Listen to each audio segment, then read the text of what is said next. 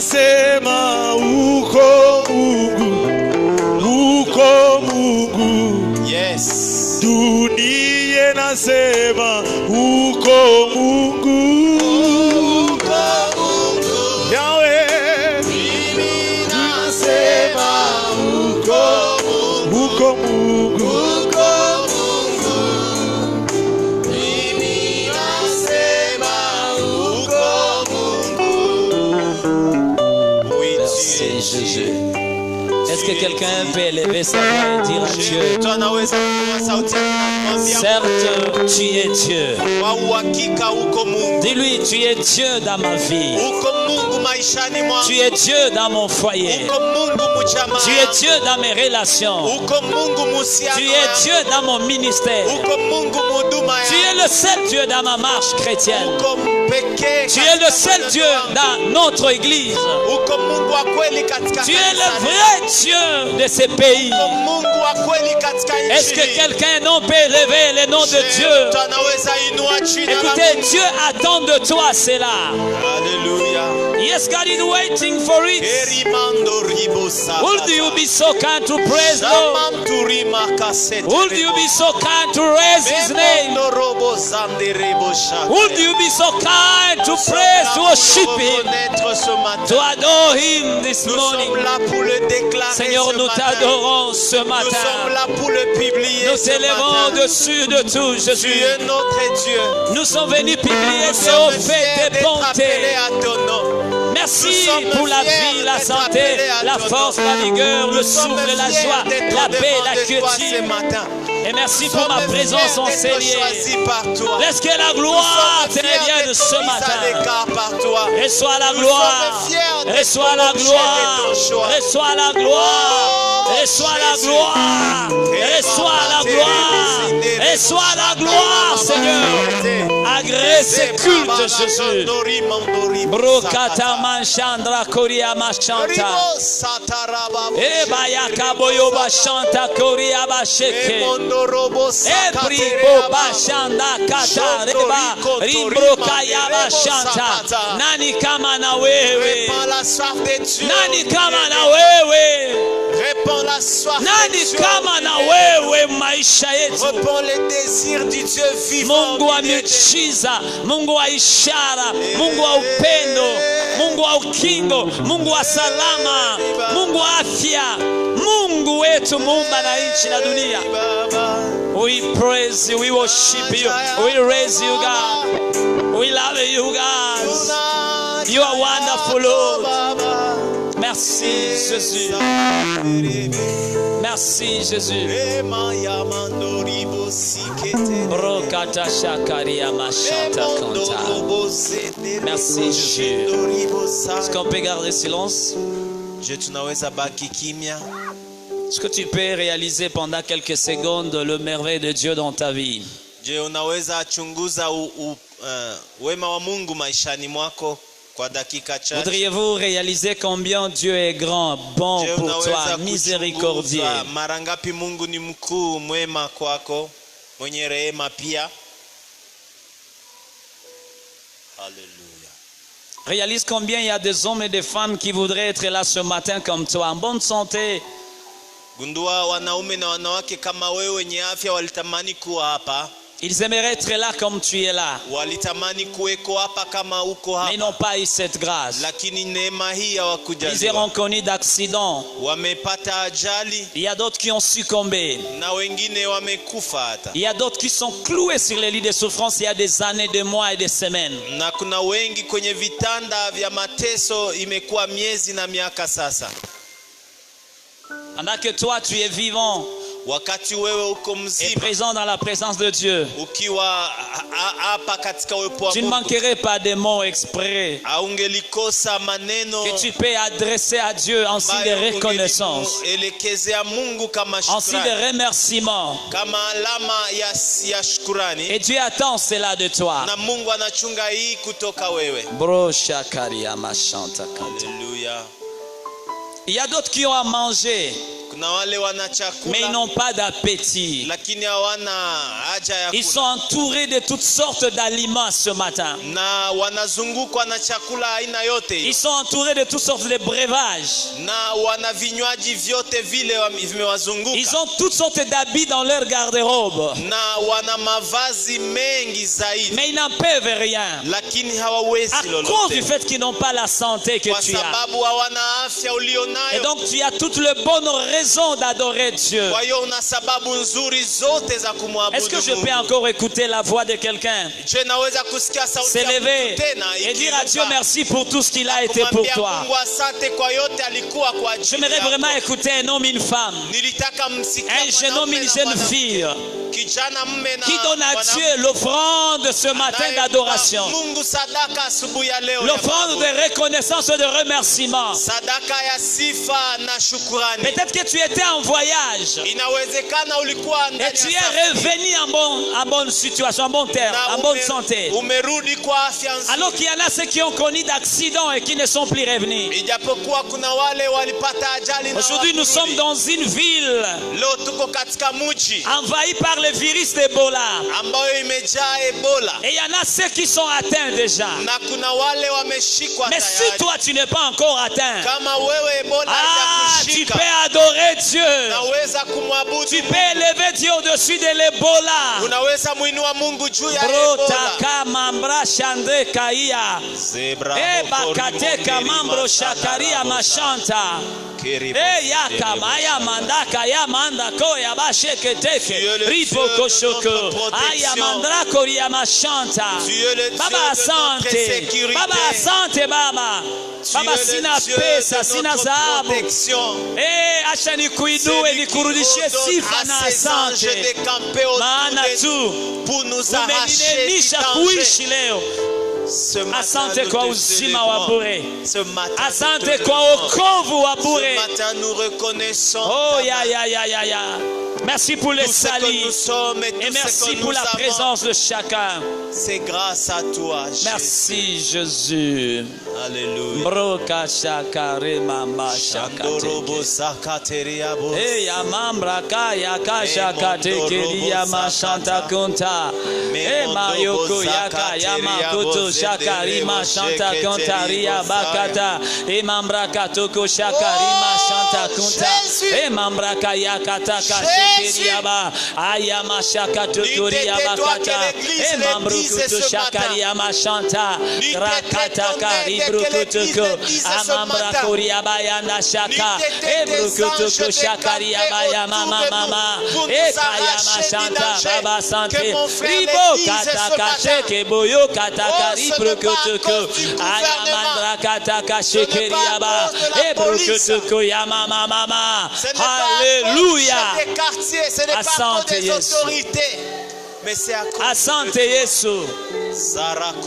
Asante Yesu. Asante kuishi tu asante.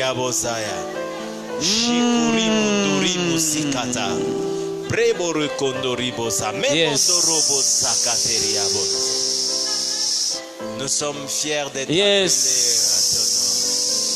fiers d'être choisis. Yes. Merci. Seigneur, nous te disons merci. Seigneur, nous t'adorons. Seigneur, nous te louons. Seigneur, nous t'élevons au-dessus de tout. Au-dessus des dominations. Au-dessus des autorités. Au-dessus de principautés. Au-dessus de maladies. Au-dessus de virus d'Ebola. Nous t'élevons au-dessus de nos chômages, au-dessus de nos cas compliqués, au-dessus de nos célibats, au-dessus de nos troubles, au-dessus de nos manquements, au-dessus de nos péchés, au-dessus de nos ennemis, au-dessus de nos amertumes, de nos troubles. Nous t'élevons ce matin au-dessus de tout. Tu es saint, saint, saint, saint, éternellement saint, à jamais saint, infiniment saint, Jésus. Dieu soit santé.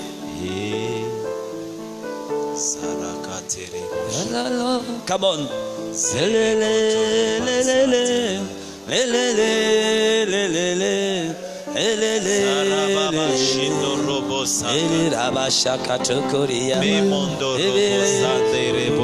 Come on.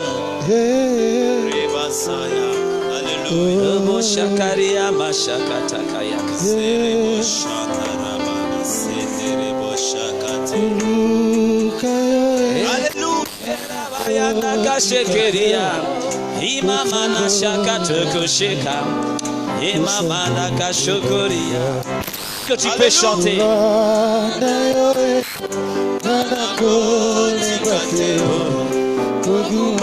Est-ce que tu peux chanter? Mwambie sitachoka kukutafuta na kukufuata na kutembea nawe. Wenjob yote. You are all for me. Hallelujah. Kalukayo.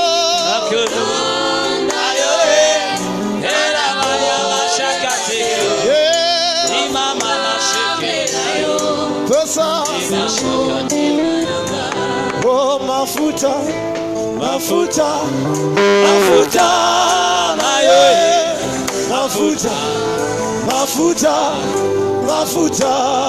nayo. Bikamwa nayo. Hallelujah. Bikamwa. Oh, mafuta nayo. Mafuta nayo.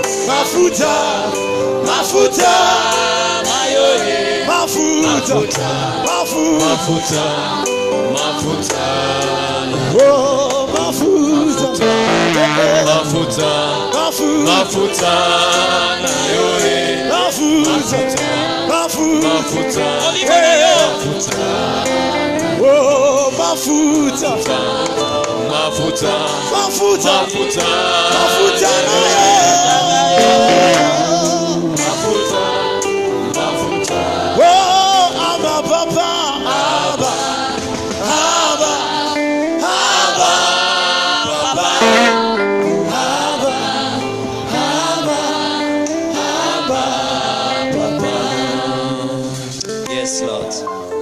Merci, Jésus.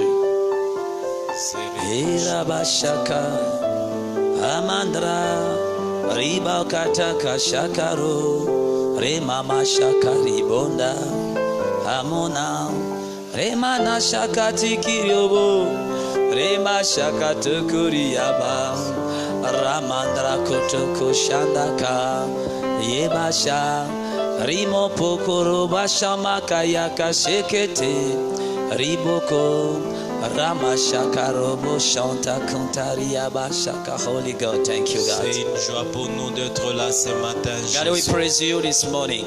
C'est une joie ce matin d'être là. God, we worship you, we praise you, we love you so much. You are wonderful, God. We love you so much. Thank you, God, for all.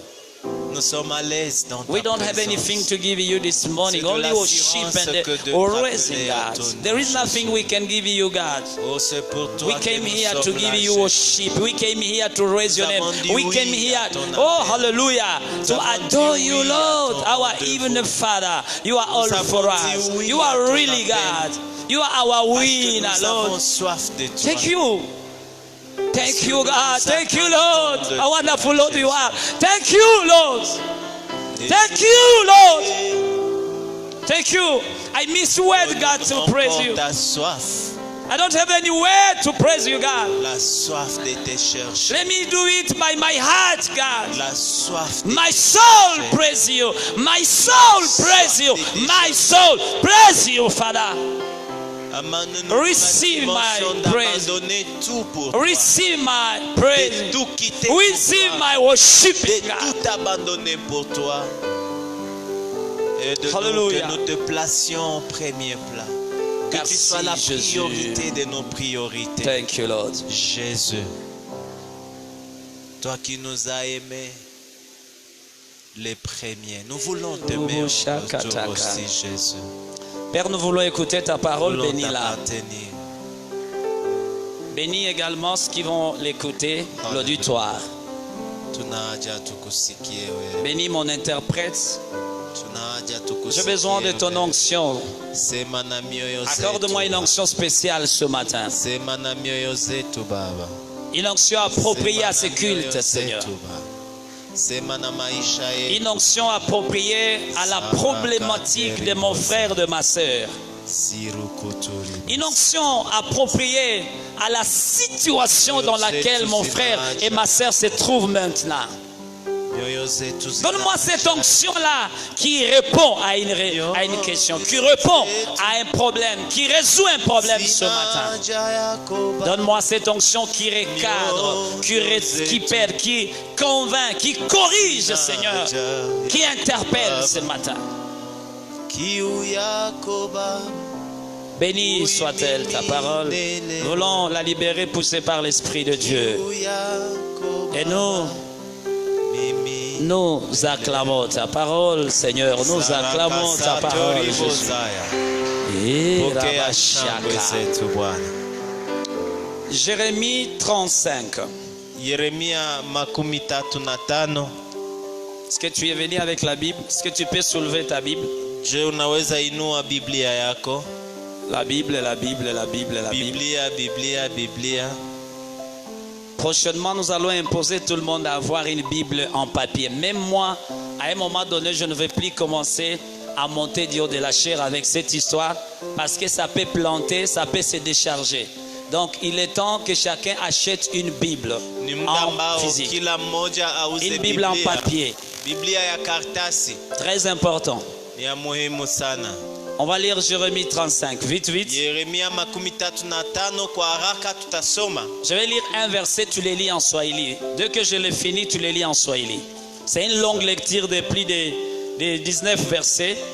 Et ça n'empêche qu'on la lise. Et suivez bien ce texte. C'est au-dedans de lui que je vais tirer quelques petites leçons qui peuvent t'aider ce matin dans ta marche chrétienne.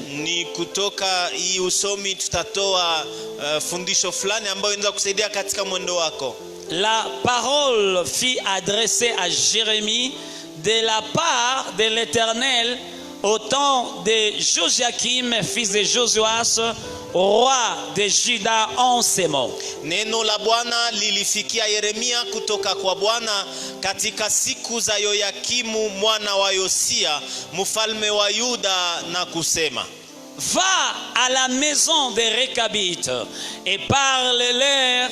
Tu les conduiras dans la maison de l'Éternel, dans une chambre, et tu leur offriras du vin à boire. Kwenda nyumbani kwa Warekabu, useme nao na uwalete nyumbani kwa Bwana katika chumba kimoja, na uwape mvinyo wanywe. Je prie Jazania, fils de Jérémie, fils de Abazinia, ses frères, tous ses fils et toute la maison de Récabite. Basi nikatwaa Yazania mwana wa Yeremia mwana wa Habazinia na ndugu zake na wana wake wote na nyumba yote ya Warekabu. Et je les conduisis à la maison de l'Éternel, dans la chambre des fils d'Anan, fils de Jigdalia, homme de Dieu, près de la chambre de chef, au-dessus de la chambre de Maaseja, fils de Shalom, garde du seuil. Nikawaleta ndani ya nyumba ya Bwana, ndani ya chumba cha wana wa Hanani, wana wa Igidalia, mtu wa Mungu, kilichokuwa karibu na chumba cha wakubwa, nacho kilikuwa juu ya chumba cha Masai, wana wa Salumu, mlinzi wa mlango. Écoutez le verset qui suit. J'ai mis devant les fils de la maison de Récabite des coupes pleines de vin et des calices. Je leur dis: buvez du vin. Nikaweka mabakuli yanayojaa mvinyo na vikombe mbele ya wana wa nyumba ya Warekabu, nikawaambia: kunyweni mvinyo. Mais ils répondirent: nous ne buvons pas de vin, car Jonadab, fils de Récab, notre père, nous a donné cet ordre: vous ne boirez jamais de vin, ni vous ni vos fils. Lakini wakasema: hatutakunywa mvinyo, Kwa maana Yonadaba mwana wa Rekabu baba yetu alituamuru akisema, msinywe mvinyo ninyi wala wana wenu hata milele. Et vous ne bâtirez point de maisons, vous ne sèmerez aucune semence, vous ne planterez point de vignes et vous n'en posséderez point, mais vous habiterez sous des tentes toute votre vie, afin que vous viviez longtemps dans le pays où vous êtes étrangers. Wala msijenge nyumba, wala msipande mbegu, wala msipande mizabibu, wala msiwe nayo. Lakini siku zenu zote mtakaa katika hema, mpate kuishi siku nyingi katika nchi mnayosafiri ndani yake hali ya wageni. J'aime le verset 8. Nous obéissons à tout ce que nous a prescrit Jonadab, fils de Rekab, notre père. Nous ne buvons pas de vin pendant toute notre vie, nous, nos femmes, nos fils et nos filles. Nasi tumetii sauti ya Yonadaba mwana wa Rekabu baba yetu katika yote aliyotuamuru, tusinywe mvinyo siku zetu zote, sisi na wake wetu na wana wetu na binti zetu. Nous ne bâtissons point de maison pour nos demeures et nous ne possédons ni vignes, ni champs, ni terre ensemencée. Wala hatukujenga nyumba zetu tukae, wala hatuna mizabibu, wala shamba, wala mbegu. Nous habitons sous des tentes et nous suivons et pratiquons tout ce que nous a prescrit Jonadab, notre père. Lakini tumekaa katika hema, nasi tumetii, tukafanya sawasawa na yote aliyotuamuru Yonadabu baba yetu. Lorsque Nabuchodonosor, roi de Babylone, est monté contre ce pays, nous avons dit, allons, retirons-nous à Jérusalem, loin de l'armée de Chaldéens et de l'armée de Syrie. C'est ainsi que nous habitons à Jérusalem. Lakini ikakuwa wakati Nebukadneza mfalme wa Babeli alipopanda katika nchi hii, tukasema kuja twende Yerusalema, kwani tuliogopa jeshi la Wakaldea na tuliogopa jeshi la Wasuria, basi hivi tunakaa Yerusalemu. Suivez l'histoire qui suit. Alors la parole de l'Éternel fut adressée à Jérémie en ces mots. Neno la Bwana likamfikia Yeremia kusema, ainsi parle l'Éternel des armées, le Dieu d'Israël. Va et dis aux hommes de Juda et aux habitants de Jérusalem, ne recevrez-vous pas instruction pour obéir à mes paroles, dit l'Éternel. Bwana wa majeshi Mungu wa Israeli anasema hivi, kwenda uambie wana wa Yuda na wenye kukaa katika Yerusalema, hamtaki kupokea mafundisho, musikilize maneno yangu, anasema Bwana. On a observé les paroles de Jonadab, fils de Rekab, qui a ordonné à ses fils de ne pas boire du vin. Et ils n'en ont point bu jusqu'à ce jour, parce qu'ils ont obéi à l'ordre de leur père. Et moi, je vous ai parlé dès le matin, et vous ne m'avez pas écouté. Maneno ya Yonadaba mwana wa Rekabu alioamuru wanawake kwamba wasinywe mvinyo wameitimiza, wala hata leo wala hawakunywi, maana wanatii amri ya baba yao. Lakini mimi ninasema nanyi, mimi nimesema nanyi nikitoka mapema na kunena, lakini nyinyi hamkunisikiliza. Je vous ai envoyé tous mes serviteurs, les prophètes, et je les ai envoyés dès le matin pour vous dire, revenez chacun de votre mauvaise voie, amendez vos actions, n'allez pas après d'autres dieux pour les servir, et vous resterez dans le pays que j'ai donné à vous et à vos pères. Mais vous n'avez pas prêté oreille, vous ne m'avez pas écouté. Nami nimetuma kwenu watumishi wangu wote manabii, nikiondoka mapema na kuwatuma nikisema, rudini sasa, kila mtu aache njia yake mbaya, na kutengeneza matendo yake, wala msifuate miungu mingine ila kuwatumikia. Nanyi mutakaa katika nchi niliyowapa nyinyi na baba zenu, lakini hamkuinamisha masikio yenu wala hamkunisikia. Écoutez maintenant le jugement. Sikiliza sasa C'est hukumu. pourquoi ainsi parle l'Éternel, le Dieu des armées, le Dieu d'Israël. Voici, je vais faire venir sur Juda et sur tous les habitants de Jérusalem tous les malheurs que j'ai annoncés sur eux, parce que je leur ai parlé et ils n'ont pas écouté, parce que je les ai appelés, ils n'ont pas répondu. Basi kwa kuwa wana wa Yonadaba mwana wa Rekabu wametimiza amri ya baba yao aliyowaamuru, lakini watu hawa hawakunisikiliza mimi.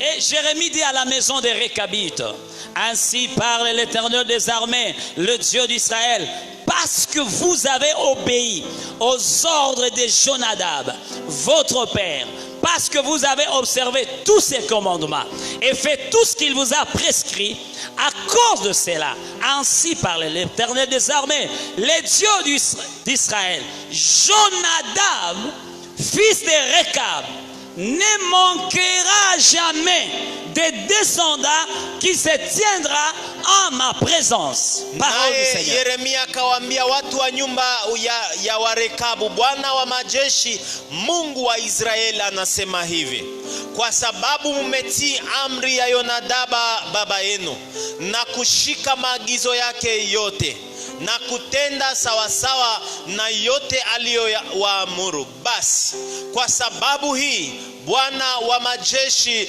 Mungu wa Israeli anasema hivi: Yonadaba mwana wa Rekabu hatakosa kuwa na mtu wa kusimama mbele yake hata milele. Est-ce qu'on peut acclamer ce texte? Je, tunaweza C'est shangilia vraiment très shairi. long, mais c'est Ilikuwa très profond. ndefu na ya Voilà, undani sana. nous vous saluons tous au nom de Tunawasalimu Jésus-Christ. nyote kwa jina la Je Yesu disais, nous vous Kristo. saluons dans le nom de notre Tulisema Jésus. tunawasalimu kwa jina la Yesu. Soyez les bienvenus dans la présence de Dieu. Karibieni katika uwepo Et wa je Mungu. prie que le Saint-Esprit vous parle ce Na matin. ninaomba Roho wa Mungu awazungumzie Nous asubuhi disons ya merci leo. à Dieu Tunamshukuru qui nous Mungu donne encore cette bonne occasion anayotupa fursa nzuri hii de nous tenir ici devant, ya kusimama mbele en yenu face hapa, de ses saints, son peuple, mbele ya watakatifu taifa afin de lake, parler de sa part. ili tuzungumze kwa Merci niaba à yake. tous les acteurs possibles. Asante kwa À watendaji la wote, chorale, à la kwa modération. kwaya, kwa uongozi. Merci à l'intercession, au Asante protocole. kwa waombaji, kwa Et protocole. merci à l'Écodie. Merci à tout le monde. Na asante kwa Ekodim Et na kwa merci wote. anticipé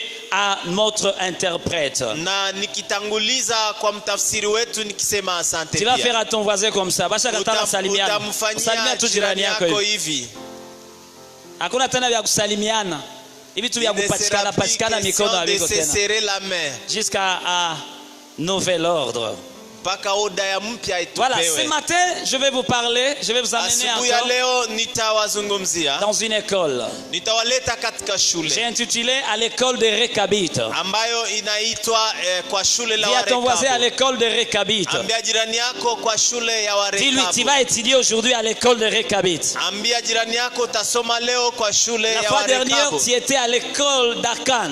Na siku zilipita ulikuwa kwa shule ya Aujourd'hui, Akan. nous montons d'école, nous changeons d'école. Na leo tunabadilisha Et shule nous entrons dans une université appelée de Récabites. na tunaenda katika chuo kikuu ya Warekabu leo. Nous venons de lire un long texte. Tumesoma shairi ndefu, Il s'agit d'une histoire. inahusika na historia. Et dans cette histoire, Na il y a des katika acteurs. historia hii kuna Il watendaji. y a plusieurs personnages dedans. Kuna wengi wanaotenda katika historia Nous hii. voyons d'abord les Récabites. Kwanza tunaona Warekabu, Ensuite, nous voyons le prophète Jérémie. tunaona nabii Yeremia pia, Nous avons Juda et Jérusalem. tunaona Yuda na Et Yerusalemu nous pia. voyons Dieu des armées lui-même. Na tunaona Bwana wa majeshi Voilà un mwenyewe. peu l'ensemble des acteurs, des personnages qui sont en œuvre dans ces textes. Hii ni muungo ya watendaji wote katika shairi hii. Et qui sont les Rechabites en réalité? Na Warekabu ni wanani kwa kweli? Le Rechabite Warekabu était une tribu nomade ilikuwa kabila inayokuwa katika matembezi, qui était apparentée au Kérénien. Au Kenya plutôt, apparenté au Kenya. ambao walikuwa na ukaribu na Wakenya, Apparenté à Jethro, le bon père de Moïse. na walikuwa na ukaribu na Yethro, baba mkwe wa Musa, Et ils avaient un ancêtre na walikuwa na babu wao mkuu qui s'appelait Jonadab, ambaye aliitwa Yonadabu, qui avait commandé à ses fils, na ambaye aliagiza kwa wanawe plus de 200 ans avant. na miaka 200 iliyopita, Suivez-moi très bien. Plus de 200 ans avant. miaka Cette 200 histoire. kabla, Donc, il venait de se passer 200 ans kulikuwa miaka 200 imepita avant tayari, que cette histoire n'intervienne. kabla hii historia itokee, Et il leur avait donné des instructions. na aliwapa Il maagizo, leur avait donné des consignes. na aliwapa Il maelekezo, leur avait donné des règles, des principes de jeu. na aliwapa kanuni fulani ya De kutembelea, ne pas boire le vin. wasikunywe muvinyo, De ne pas vivre de façon sédentaire. na wasiishi kama watu ambao wanaketi Et pamoja, de ne pas vivre de façon à cultiver la terre. na wasilime hata udongo, Ils devaient vivre comme des nomades. wangeliishi kama wapitaji, En élevant seulement du bétail. Rien que du bétail. wakifuga tu mifugo tu, Et c'est comme ça qu'ils devaient marcher. na ni hivyo ilibidi watembee. Et la Bible nous dit ceci. Na Biblia inatuambia hivi, Dieu dit à Jérusalem. Mungu akaambia Il dit Yerusalemu, plutôt à Jérémie. akaambia Yeremia, Après avoir observé kisha kuchunguza comment les Rechabites, gisi gani Warekabu les fils de Jonadab, wana wa Yonadabu ils ont marché walitembea dans l'obéissance, katika utiifu, dans le respect des consignes, katika kutii kanuni, dans le respect des règles katika kutii maagizo que leur ancêtre ya babu wao mkuu Jonadab leur avait prescrit. Jonadabu alikuwa Il y amewaandikia, avait 200 ans avant. ilikuwa miaka 200 Et le kabla, Seigneur ne faisait qu'observer. na Bwana alikuwa Le akiona, Seigneur ne faisait qu'observer comment ces enfants, ces hommes ont marché dans une loi des hommes. na Bwana akaonyesha namna gani watu hao walitii sheria ya mtu, Un homme qui avait décédé il y avait 200 ans, mtu ambaye amekuwa amefariki miaka 200 mais qui imepita, avait laissé à ses enfants na aliachia watoto de wake génération en génération kizazi kwa kizazi des consignes, des règles de jeu, kuendelea na kanuni et qui hizi, les avait observées, na wakazitii qui les avait pratiquées na wakazitenda scrupuleusement, wakiziheshimu sans passer kabisa, à côté, bila kupita ni à kando, droite ni à gauche, kushoto ama de kulia, génération en génération, kizazi kwa pendant kizazi, 200 ans. miaka Et 200, Dieu était touché, na Mungu akaguswa, Dieu était bouleversé, na Mungu akaguswa Dieu était ndani mwake, intéressé, na Mungu akavutiwa, et Dieu est descendu. na Mungu akashuka, Il est allé aussi observer son peuple. na akaenda kuchunguza taifa Il lake, a observé Jérusalem et Juda. akaona Yerusalemu na Et Yuda, il a vu, il a comparé. na akapima Il a walinganisha, fait une comparaison avec ses peuples, ses Rechabites. akalinganisha taifa hili na Warekabu Et en pia, observant son peuple, na akichunguza taifa il yake s'est rendu compte akaelewa que kwamba son peuple était infidèle. taifa lake lilikuwa si Son, aminifu, son peuple était désobéissant. taifa lake lilikuwa Son peuple halikotifu, n'observait aucune de ces lois. na hakuna sheria hata moja ambayo Son taifa lake peuple lilitii. n'observait aucune règle, Taifa lake hakuna kanuni lilitii, aucun commandement. hakuna Et comme shurti, si cela ne suffisait pas, na kama hiyo son haikutosha, peuple commençait à adorer d'autres dieux. taifa likaanza abudu miungu mingine, Son peuple commençait à aller auprès d'autres dieux. taifa likaanza endea miungu mingine, Son peuple est tombé dans l'idolâtrie. taifa likaanguka katika kuabudu Et le sanamu, Seigneur était choqué. na Bwana akaguswa, Il était akaumizwa, choqué. De akaumizwa l'autre kwa côté, ndani. il était touché positivement. Ngambo moja aliguswa Et vizuri, de l'autre côté, il était touché négativement. lakini ngambo nyingine akaguswa vibaya. Bien aimé, une parenthèse. Mpendwa, kifungo, Je ne sais pas quelle est l'impression de Dieu quand il te regarde. sijue Mungu anapokuona anasema nini Tel que tu es assis là-bas. wakati gisi umeketi tel hapo, que tu es bien vêtu là-bas, gisi umevaa vizuri hapo, tel que tu es bien coiffé là-bas. gisi wamekutengeneza kichwa vizuri. Quand le Seigneur te regarde, Bwana anapokuona quelle est la comparaison qu'il fait? analinganisha na Quelle est son impression? na nini Est-ce anawaza que juu Dieu est yako. touché positivement Je, Mungu anaguswa vizuri ou alors il est touché négativement ama anaguswa vibaya à cause de ta manière de marcher? kwa ajili ya hali yako ya kutembea? Quelle est l'impression de Dieu? Mungu anawaza nini juu Si yako? tu es descendu physiquement ici, Kama Mungu angelishuka kimwili je hapa, pense qu'ici il y aura certaines personnes que Dieu va attacher au récabite. kuna wale Mungu atawambatanisha Et il y na a d'autres que warekabu. Dieu va attacher à Jérusalem et à Juda, un peuple de Dieu mais rebelle à Dieu. Na kuna wale Mungu atawalinganisha na Yuda na Israel ambao ni taifa la Mungu lakini waasi. Et la Bible nous dit que Dieu a été choqué. Na Biblia inasema Mungu akaumizwa ndani. Et comme Dieu a toujours identifié, Na kwa sababu Mungu anatambulisha, il a toujours identifié son peuple anatambulisha taifa lake à l'ange qui le dirige. na kwa malaika Il a anayeongoza, toujours identifié l'église anatambulisha kanisa au pasteur qui le dirige, qui la kwa dirige. mchungaji anayoiongoza. Dieu n'est pas descendu vers Juda. Mungu akushuka kwa Dieu n'est Yuda. pas descendu vers Jérusalem, Mungu capitale.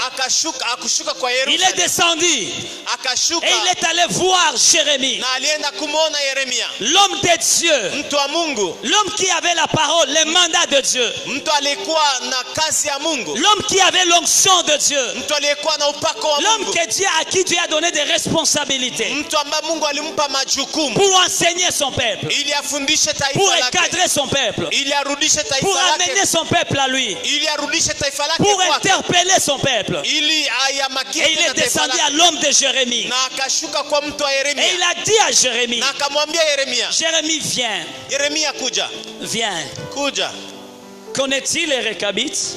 unajua Warekabu? Il dit oui, je les connais. Kasema ndio nawajua. Sont-ils des juifs comme vous? Je, ni Wayuda kama nyinyi? Il a dit non.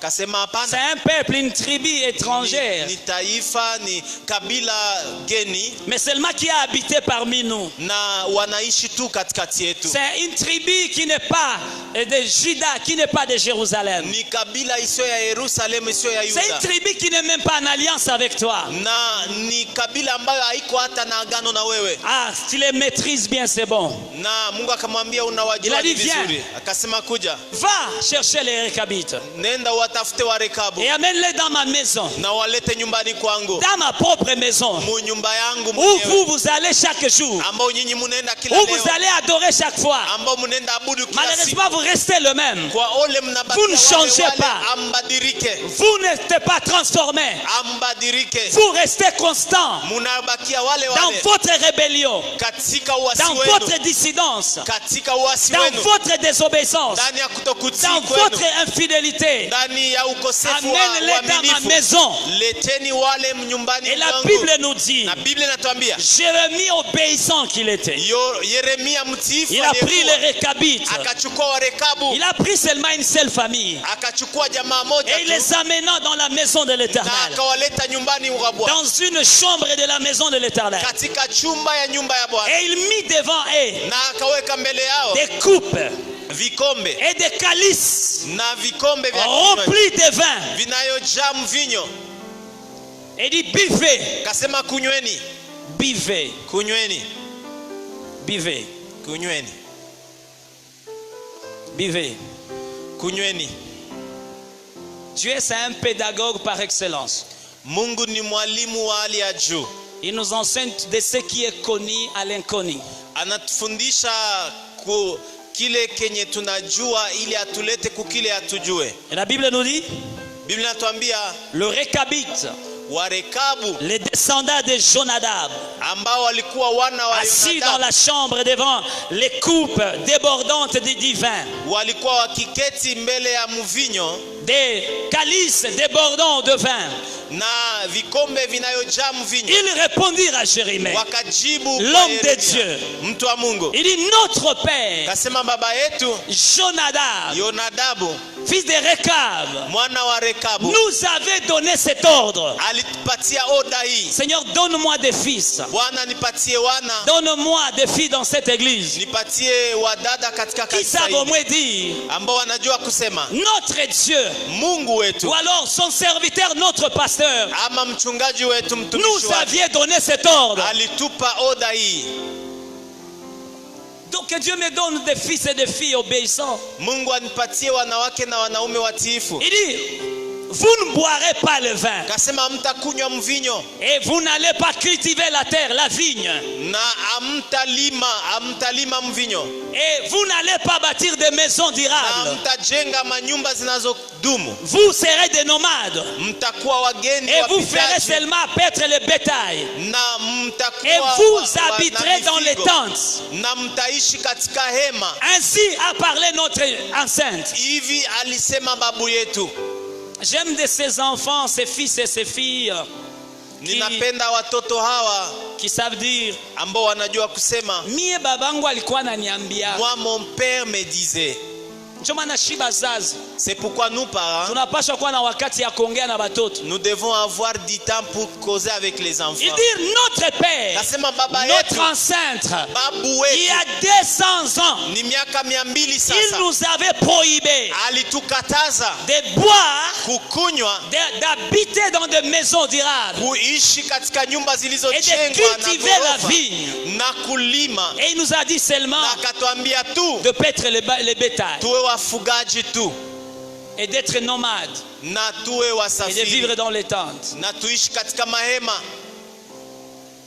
Et ils étaient catégoriques. Na walikuwa kwa msimamo wao, Ils étaient fidèles dans leurs convictions. walikuwa waaminifu katika yale waliamini, Ils n'ont pas tergiversé. na hawakuenda huku na huku, Ils n'ont pas dévié leurs convictions. hawakuenda ngambo Je na ile m'imagine, waliamini. ils étaient prêts à tout perdre. Nafikiria walikuwa tayari Ils kupoteza étaient yote, prêts à mourir walikuwa tayari kufa pourvu de garder fidélité, ili tu wachunge uaminifu, pourvu de garder consécration, ili tu wachunge kujiweka pourvu wakfu, de garder la crainte de leur ancêtre qui n'aimait pas de Dieu, na ili tu wachunge woga wa babu pourvu yao ambao de haikuwa marcher ya Mungu, dans l'obéissance à leur père enceinte. ili watembee katika utiifu Ils wa étaient baba prêts à yao, tout. babu yao. Walikuwa tayari Où kwa sont yote. ces chrétiens contemporains Wako wapi Wakristo wa leo qui soient capables de dire non au péché ambao wanaweza sema hapana devant kwa n'importe dhambi, quelle sollicitation? mbele ya uvutio wowote Dans ule? un coin,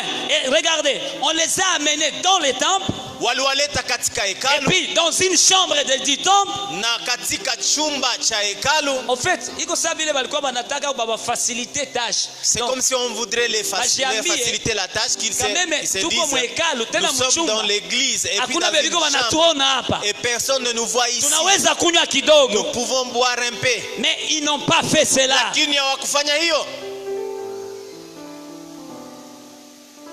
Et le Seigneur Na Bwana a récupéré Jérémie. akamchukua Yeremia Et il commence à s'étonner. na akaanza kushangaa, Il dit, kasema Jérémie, Yeremia, ainsi parle l'Éternel, le Dieu hivi d'Israël. anasema Bwana Mungu wa Il dit, Israeli, va et dis aux hommes de Juda naambia wana wa Yuda et aux habitants de Jérusalem. na wanaoketi Ce Yerusalemu. matin, je parle aux Gomatraciens. Na leo nazungumzia watu wa Et plus Goma précisément aux Sémaquois. na zaidi watoto wa Semaki. Il dit, ne recevez-vous pas instruction Akusema amkuchukua maagizo pour obéir à mes paroles, dit l'Éternel. ili mtii maneno yangu, anasema On Bwana. a observé les paroles des noms et Jodadab, Walitii maneno ya mtu fils de Yonadabu, Rekab il y a 200 ans, mwana wa Rekabu miaka qui a 200 ordonné à ses sasa, fils de ne pas boire du vin. ambaye aliambia watoto wake Et wasinywe ils n'en mvinyo ont point bu na jusqu'aujourd'hui. hawakunywa mvinyo Parce mpaka qu'ils ont leo. obéi à l'ordre de leur père et Maana non. walitii maagizo ya baba yao mtu. Et moi, je vous ai parlé. Na mimi Et je niliwazungumzia, vous ai parlé depuis le matin. natoka asubuhi Et vous ne m'avez niliwazungumzia, pas écouté. hamkunisikia. Je vous ai envoyé mes serviteurs. niliwatumia Je watumishi vous ai wangu, envoyé mes prophètes. niliwatumia manabii, Personne n'a pris cas. hakuna ambaye aliwasikia. Et voici ce que je ferai contre Israël. Sasa sikiliza nitakachokifanya juu ya wana wa Je vais Israeli. les maudire en un mot. Nitawalaani kwa msema Je vais moja. envoyer toutes sortes de calamités, Nitaleta la ole nyingi juu yao, toutes sortes de malédictions, aina yote ya laana juu yao, parce qu'ils ne m'ont pas obéi. maana wakunitii. J'ai annoncé des malheurs. Nilitangaza ole, Je vais les déchaîner nitaiachilia sur ce peuple, juu ya taifa sur hili, Jérusalem. juu ya Yerusalemu. Et si vous regardez un peu plus tard, Na kama siku l'armée mbele babylonienne, kidogo ukiangalia serikali ya Babiloni, l'armée jeshi la chaldéenne Babiloni, jeshi la et l'armée de Wakaldea Syrie na Wasuria a marché sur Israël, zilitembea juu ya Israeli, a marché sur le Juda. ilitembea yule ya Yuda, Et le peuple récabite était protégé. na taifa la Warekabu lilikingwa. Dis à ton voisin que Dieu nous Ambia pardonne. jirani yako, Bwana tusamehe. Et même moi qui vous prêche, que Dieu me pardonne. Hata mimi ninaowahubiri Mungu Parce que anisamehe, cette parole me concerne. maana neno hili linanihusu pia.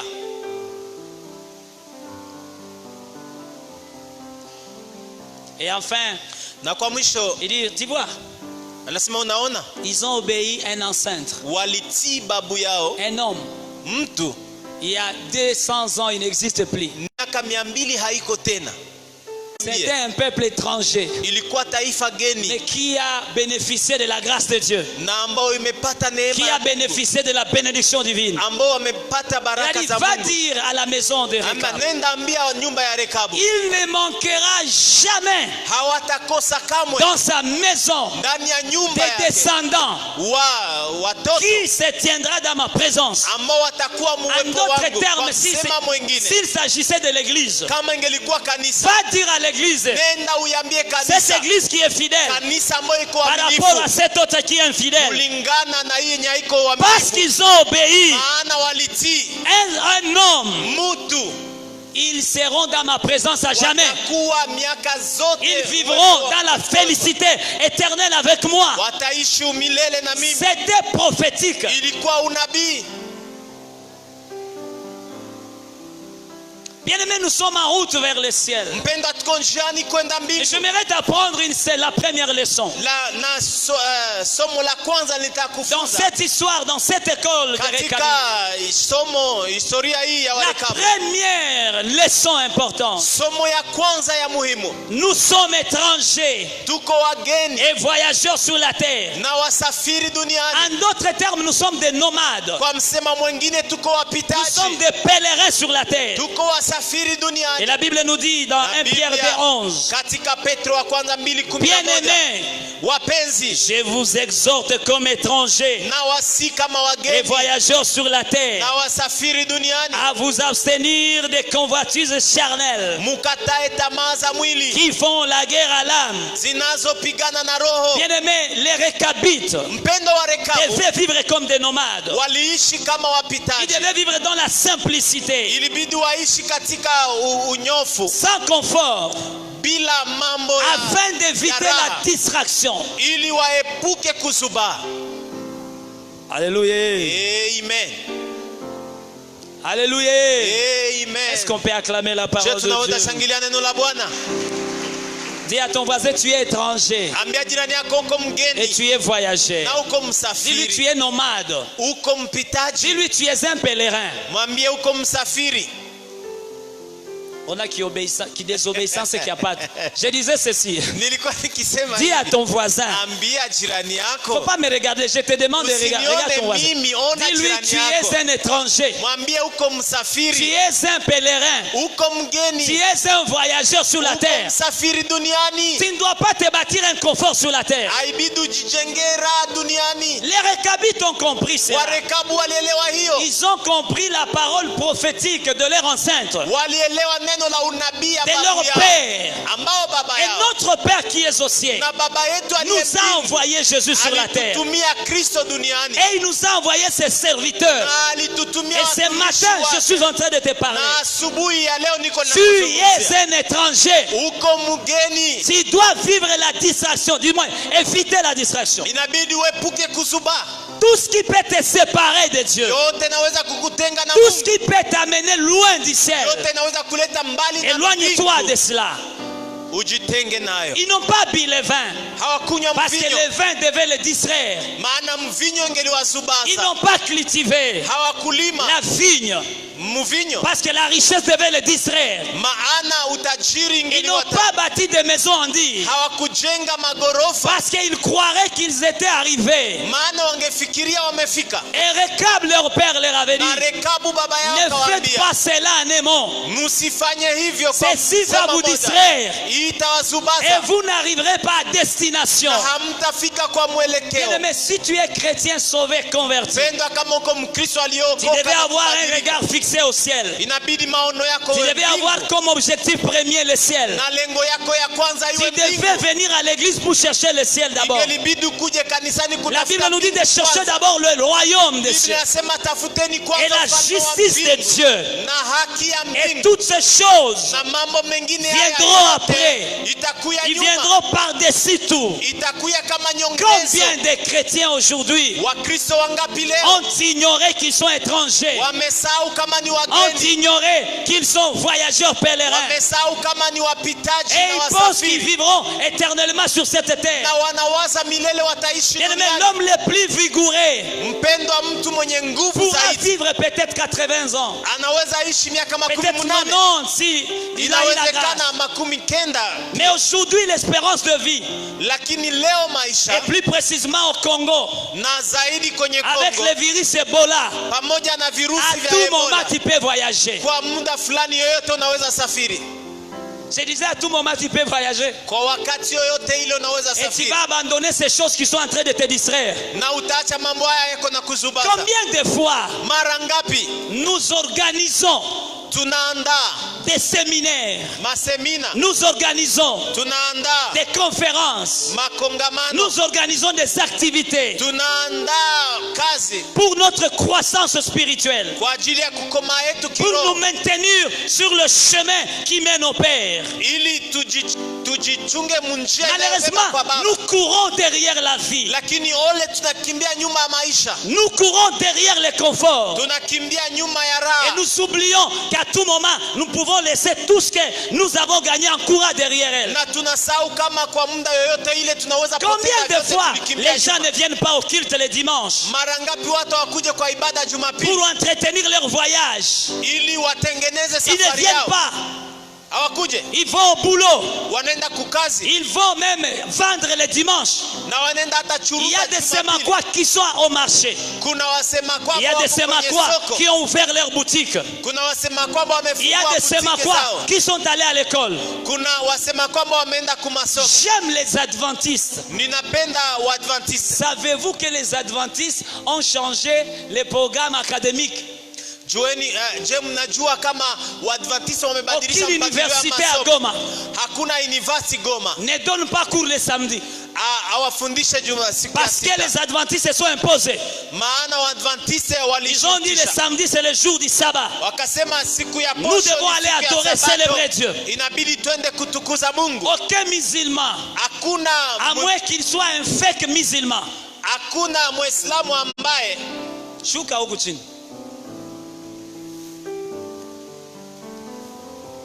Suivez-moi très bien. nifuatilie vizuri. Dieu est fâché contre vous. Mungu amekukasirikia. Aucun musulman Hakuna Muislamu qui peut arriver à 12 heures, Papa Salomon. anaweza fika saa sita, Peu importe là où il est, haijalishi kwenye iko, il doit, s'il est à bord d'un véhicule, inabidi et akuwe, s'il n'y a pas mosquée, na kama hakuna il msikiti descend, anashuka il kwenye prend sa gari petite natte, na anakamata il étale ça sur le macadam, murago kidogo, et il commence à anaifungua prier son na Dieu. anaanza omba Mungu wake. Chrétiens, nous sommes distraits. Lakini sisi wa Kristo Distraits par la vie. tunazubana maisha. Seigneur, donne-moi les récabites, Bwana unipe warekabu, des hommes et des femmes, wanaume na une wanawake, tribu qui ne sait pas être distrait kabila ambayo haijiache et qui kuzubaa s'attache à la parole de leur Père na wanaambatana na et neno qui la baba yao l'obéissent na wanaitii et qui sont en route vers na Jérusalem. wako njiani kwenda Yerusalemu. Donne-moi ces chrétiens. Nipe wa Kristo hawa. Hier, j'étais ici avec les jeunes. Jana nilikuwa na vijana hapa. Les jeunes, mettez-vous debout. Vijana simameni. Et soyez obéissants, jeunes, mettez-vous debout. Vijana simameni. Tu vois, Unaona l'église est à 80% jeunes. kanisa ni 80% vijana. Je vais m'adresser aux parents et aux jeunes. Nilitaka nizungumzie kwa wazazi na En vijana. quoi est-ce que vous les jeunes, vous nous aidez? Na Vous vous aidez. kwa nini nyinyi vijana mnatusaidia? Hier, j'étais ici le samedi. Jana nilikuwa hapa siku ya posho. On était au nombre, je pense, de 25 jeunes. Tulikuwa 25 vijana tu. Où étaient tous ces jeunes? Vijana nyinyi wote mlikuwa Distraits. wapi? Munazubazwa. Ils couraient derrière les choses de ce monde. Walikimbia nyuma ya vitu vya Il y dunia. en a ceux qui étaient à la maison en train de suivre les novelas, les films et beaucoup d'autres choses. Kuna wale walikuwa nyumbani wakifuata filamu. Alors que moi je prêchais la parole. Ijapokuwa mimi nilikuwa La nikihubiri parole que neno. j'ai cherchée pendant 2 jours. Neno ambalo nilitafuta siku mbili. Vous étiez là, loin de l'église, Mulikuwa hapo mbali na kanisa. en train d'être distrait. Muko na Et zubazwa. si Jésus devait venir, Na kama Yesu angelirudi. benye walikuwa pale baikale jana. Benye tulikuwa nao baikale. Benye tulikuwa nabo jana. Ceux qui étaient là peuvent s'asseoir. Manake si Jésus tenait compte Ni kusema kama Yesu angelijali du culte du samedi d'hier ibada tu ya Jumamosi pour enlever les uns et les autres, ili anyakue wamoja na wengine. vous tel que vous êtes là, Nyinyi kama vous mko resterez. mngebaki. Supposons que Tufikirie kwamba Dieu dit je vais seulement enlever le samedi nitanyakua tu siku ya posho et je vais tenir compte du culte. na nitajali ibada tu. Plusieurs jeunes resteront. Vijana wengi wangebaki. Merci, mettez-vous. Asante mketi. En route vers le ciel, Njiani kwenda mais mbingu, distrait en route lakini par mnazubaa la vie njiani terrestre, kwa maisha ya dunia. distrait en route Unazubaa par le duniani confort, kwa par raha, la vie. kwa maisha, Et cela peut nous dévier. na hiyo inaweza Et nous kutubeba amener en kando enfer. na kutubeba motoni.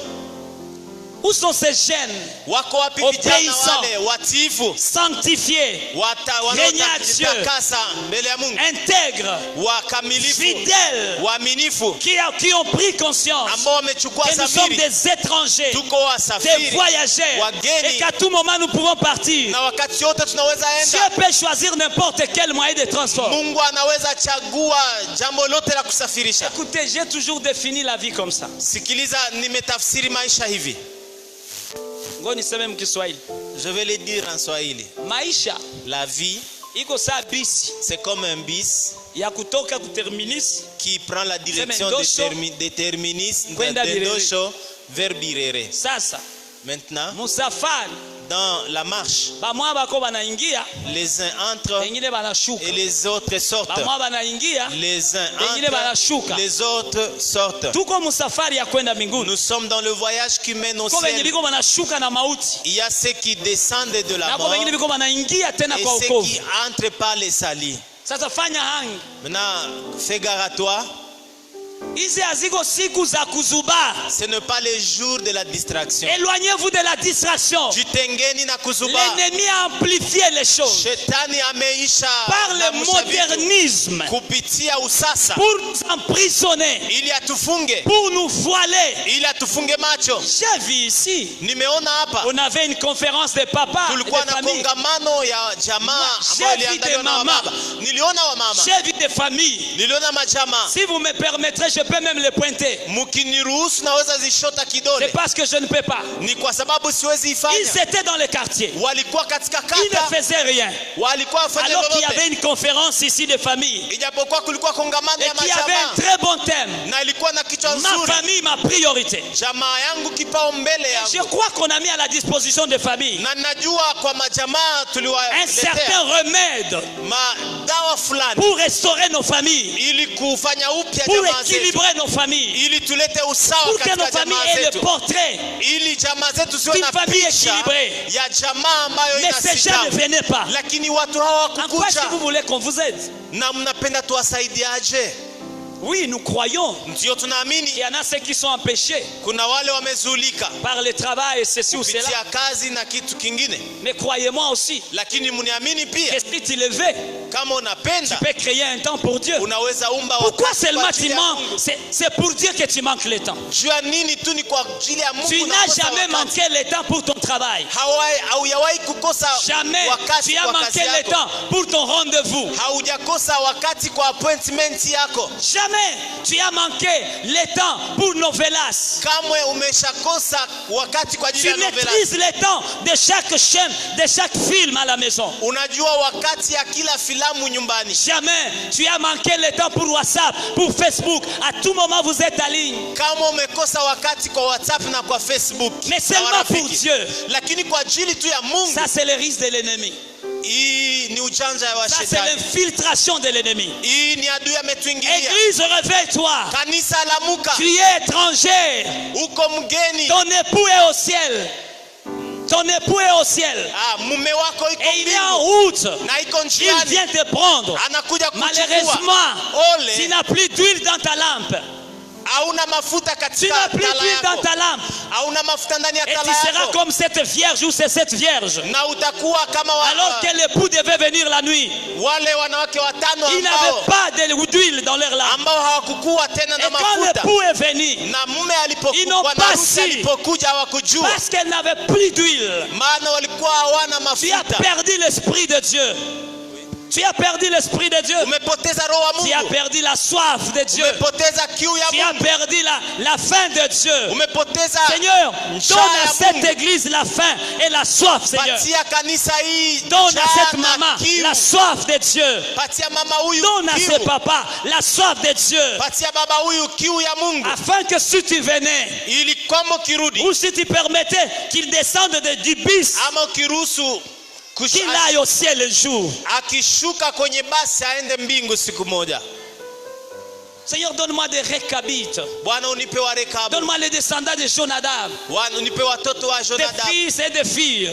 Wanaume na Des wanawake. papas et des mamans. Wanaume wa Qui mama na savent wa être baba. pressés pour aller à l'église. Ambao wanajua kuwa na haraka Les kwenda cultes de kanisani. Dieu ne sont plus respectés. Na Les cultes de Dieu ibada za Mungu ne sont plus respectés. haziheshimiki Les tena. gens viennent quand ils veulent. Watu wanakuja saa wanapenda. Les cultes commencent à 9h. Ibada inaanza saa 3. Mais tu viens toujours à 10h. Unakuyaka saa 4. Et si Dieu devait tenir compte Na kama Mungu de angelijali l'heure où nous commençons les cultes saa tunaanza pour ibada aller vers les uns, ili anyangue il y wamoja. en a ceux qui resteront. Kuna wale Pas watabaki. parce qu'ils ont péché, Hapana jua pas wamefanya parce qu'ils sont dhambi. tombés dans l'impudicité, Hapana jua wameanguka mais parce muasherati. qu'ils ont négligé le culte de Dieu. Maana jua wamezarau. Ils ont négligé wakati le wa rendez-vous de ibada. Dieu. Wamezarau Ils ont appointment na négligé Mungu. Dieu. Wamemsarau Mungu. Étrangers, voyageurs, pèlerins. Musafiri mgeni.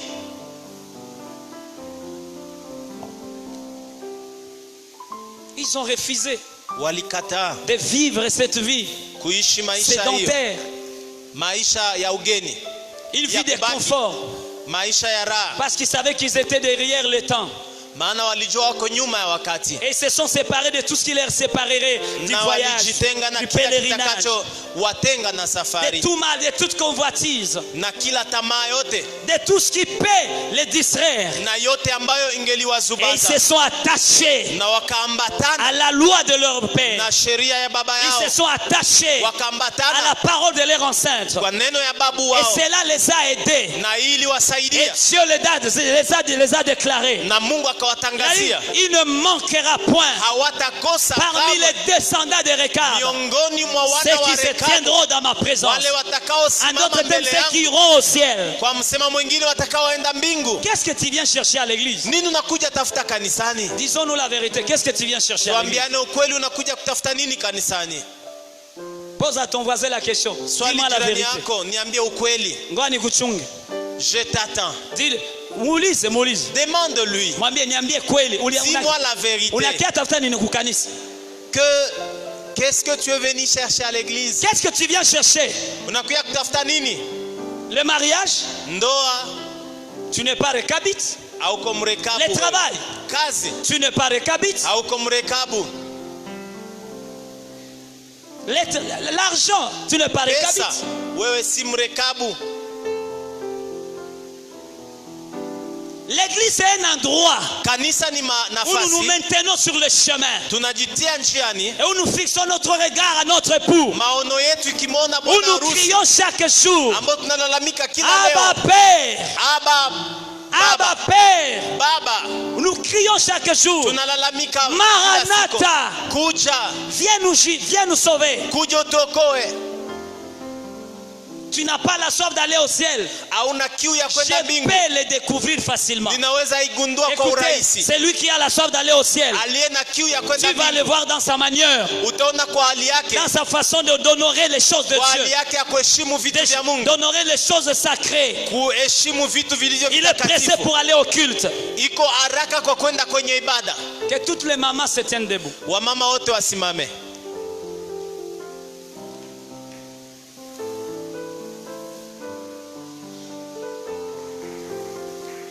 On peut les acclamer.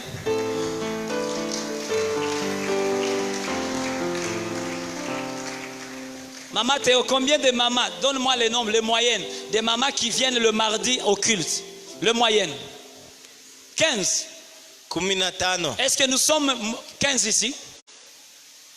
Munashinda wapi, munaenda wapi, munakuwa munini? Où passez-vous votre Kwa kweli journée? tunajua kuko bale biko na En quoi est-ce que makazi. vous êtes? C'est Bale vrai, il y biko a na motif. ceux qui travaillent, Kobe biko na motif kabisa. ils ont une Na raison Mungu anajua valable. anasema huyu iko na motif. Et Dieu sait que Mais celui-ci a bengine une habana raison. motif. Mais d'autres n'en Ni ont pas. busaifu tu. C'est seulement la paresse. Kisha kesho Maintenant, demain, utakia nisumbua hapa. tu viendras Tena papa m'embrouiller ici. alishaanza lewa. Papa est devenu... Mara aisha exagere. Alilewa na Il a kanipiga. déjà même exagéré, il m'a même tapé. Ninamupa upako akupige tena. Je lui donne l'onction de te Jean frapper Lamouk. davantage pour que tu te Jo réveilles. sisimuke. Pour que tu te réveilles. On vous donne un cadre, chère maman, Wanawapatia nafasi wa mama où vous wapenzi. devez, Ili jambo la kwanza, préparer votre voyage. muandae safari zenu. 2. Mbili, Soutenir vos foyers. musapoti jamaa Priez pour zenu. vos maris. Muombe waume Priez pour zenu. vos enfants. Muombe watoto wenu. La Bible nous dit, Biblia inatuambia un jour, siku dans moja les parvis du Seigneur, katika viwanda, katika viwanja vya vaut mieux Mungu que 1000 ailleurs. ni zaidi ya 1000 Dieu te nje. donne des heures Mungu anakupa saa mbili pendant lesquelles ambao tu kupitia peux bouleverser ta famille. anataka pindua Tu jamaa peux yako. réclamer le salut de ta famille. Unaweza omba wokovu Tu ya peux jamaa réclamer yako. le salut de ton mari. Unaweza omba wokovu wa Mais mume wako. si tu négliges cela, Lakini unazarau hiyo. unaifaa hivi. Unaizarau. Mais si unapata shida njo na Maintenant, la quand tu es Papa, visité nginisinikula par un maombi, niko malade, mkipindi ya siku et dis, tatu. papa, tu peux Haiko kipindi ya kwenda m'accompagner dans la mbinguni. prière. Ce ni n'est pas kipindi une ya prière pour aller au kutafuta ciel, amani munyumba, mais c'est pour chercher la paix dans la na maison. ukipata amani Et si tu trouves la paix, hautakuyaka tena ukanisa. c'est fini, tu n'arrives plus à l'église. Kwa heshima mwikala, Par respect, vous pouvez vous mettre. soyez éveillés, Mulamuke, réveillez-vous. mulamuke. L'ennemi travaille. L'ennemi travaille Adui anatumika jour, nuit, matin, soir usiku mchana pour cribler na nos familles, jioni, ili haribu pour jamaa zetu, détruire nos familles, nos ili vies. haribu Et abomoe jamaa nous zetu, ne sommes pas na conscients de cela. hatuna dhamiri hiyo. Quand nous mettons une activité à l'église, Tunapofanya kazi kanisani c'est pour te fortifier, ni ili kukuhimiza, c'est pour t'encourager, ni kukuhimiza, c'est pour kukujenga, t'enseigner, kukufunza c'est pour te préparer. na kukuandaa, Parce que la vie est faite de défis, maana maisha ina changamoto, la vie est faite de challenges. maisha inajaa Du jour au changamoto. lendemain, nous allons rencontrer des problèmes. Leo na kesho tutakutana na Et le shida, Seigneur nous donne toujours un cadre na Mungu anatupa où nous nafasi pouvons faire face à l'ennemi. ambao ili tushindane na Et adui même à ces combats. na tushindane Mais na nous vita vyake, bafouons cela. lakini tuna Par motif, kataa je hiyo. suis occupé. Na unasema travail. wewe una kazi. Niko natafuta murongo. Yes. Tuambiane kweli. Qu'on se dise la vérité.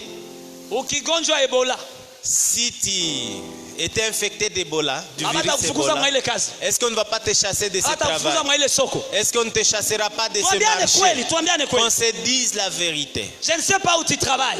Sijue unatumika Et je ne sais pas quel business affaire tu fais. na sijue uchuruzi gani Mais si unaifanya. tu Lakini étais atteint par Ebola, kama ukishikwa na virusi vya Vishindwe kwa Ebola, jina la Yesu. que cela ne t'arrive Mimi jamais. nasema vishindwe kwa Je jina la Yesu. disais que cela ne t'arrive Est-ce qu'on jamais. les a lalamika mimi vishindwe kwa Est-ce que tu jina la peux Yesu. crier? Mais Non, de ni Jésus. kwa mfano. C'est par Sema kwa illustration. C'était une illustration. Mtu yuko anakamatika na Ebola hapa, upende usipopenda batakufunga mu masashe, banakubeba Butembo kwenye uyuwe, na ukikufia kule banakuzika kwenye ndugu yako hatafika. Kile kinyumba utakiacha, ile butike utaiacha, Yes. ile makope uko nashinda ndani kope utaziacha, ile manguo uko nazo, ile manguo, ile garderobe inayala utaziacha. Kwanza nazo watazichoma, wataziona sispe. Yes. Gari yako iko sispe, banaweza ataichoma. Nyumba yako hakuna mataishi ndani leo, ifo baipompe ifanya hata miaka, na bakikuwa wanaambia mtu mwenye alikuwa wako mwa alikufa na Ebola, hakuna mataishi ndani. Mbinguni hakuna Ebola, mbinguni hakuna Ebola, mbinguni hakuna Ebola, mbinguni hakuna Ebola. Tutafute mbingu. Pourquoi vous courez derrière la vie? Johnny, mnakimbia nyuma maisha.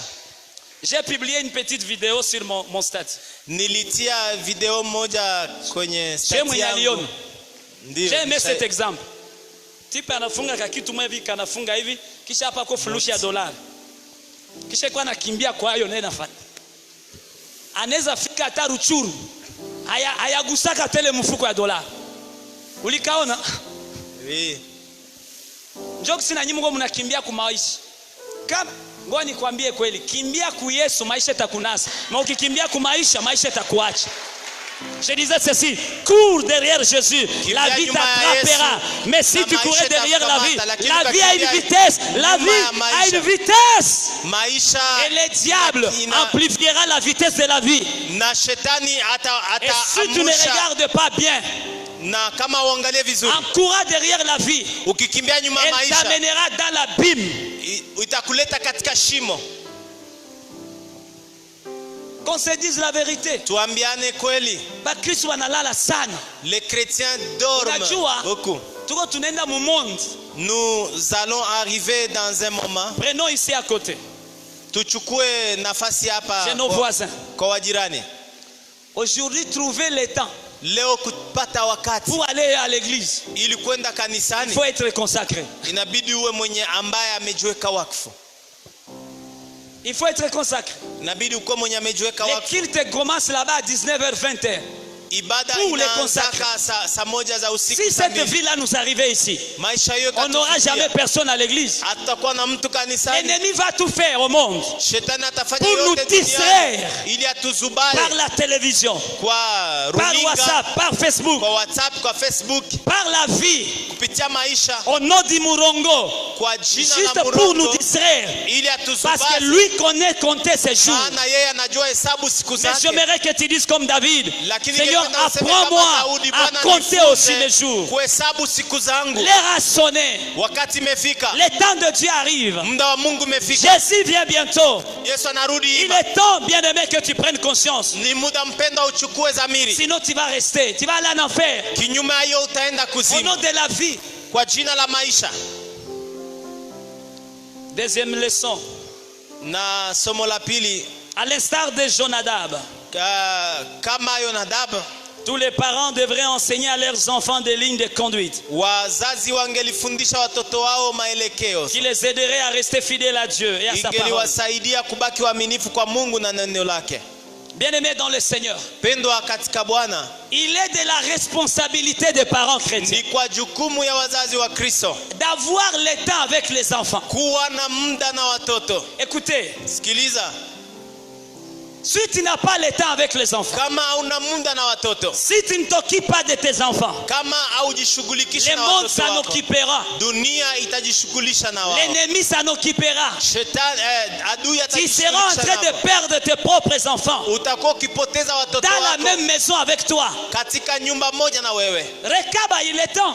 Rekabu alikuwa na muda, Il se mettait avec les enfants. alikuwa akiketi na Il leur watoto parlait de la vie. akiwazungumzia Il leur maisha, parlait de tous les secrets, les mystères de la vie. akiwazungumzia siri za maisha, Et les enfants aussi ont écouté. na watoto Et walisikia, ils ont saisi les conseils de leur père. walishika De shauri ya baba, génération en génération. kizazi hata Et kingine, cela les a épargnés de beaucoup de na dangers. ili watenga na hatari Bien aimé, nyingi. aujourd'hui, si tu n'as pas le temps avec les enfants, Pendwa, leo kama una muda na watoto wako, on s'en occupera à l'école. na kumasomo On watajishughulikisha s'en nao, occupera dans la rue. na kwenye barabara Aujourd'hui, watajishughulisha les nao. parents chrétiens, Leo wazazi wa au Kristo, nom de la vie, kwa jina au la nom de la maisha, crainteté, kwa jina la Ukristo, ils sont devenus responsables. wamekuwa wasio na La jukumu. dernière fois que tu t'es mis avec tes enfants, c'était quand? Siku ya mwisho ulikuwa na watoto wako ni siku gani? Juzi nilikuwa nikala msalo, Avant-hier j'étais au salon assis, kwa tia mgulu kwingine hivi, na mkono un hivi. pied sur l'autre, Kisha nikareve kidogo. et puis j'étais un peu distrait. Kisha un de mes fils Godwin Mmoja ya watoto wangu, akapiga kulibega mamake. et puis il a Akamfanya. tapé sur l'épaule de sa maman. Il dit regarde. Kisha mamake akamuuliza c'est quoi? Et puis sa maman lui a demandé c'est quoi? Il est en train de penser à l'église, tu vois. Iko nafikiria juu ya kanisa, Au unaona? lieu de penser à nous, il pense à l'église. Kuliko atufikirie iko nafikiria Kisha kanisa. mamake akaniambia mulingala juu basisiki. Et puis sa maman m'a adressé en lingala. Oki bilogo mwana azo bisanga. Unasikia maneno yenye mtoto iko ananiambia? Na ibse azo biseo nini? Kamwambia iko akwambia nini? Akaambia salaka sambla, yo Nasema, salaka sambla. fanya tu sambla. Kisha kakatuvumbula. Et puis il nous a Kisha découvert. akasema, hey, tu passes à l'église au lieu de penser à nous. Kanisa kuliko tufikirie sisi. À son âge, Kwa miaka yake il sait commencer déjà à me détecter.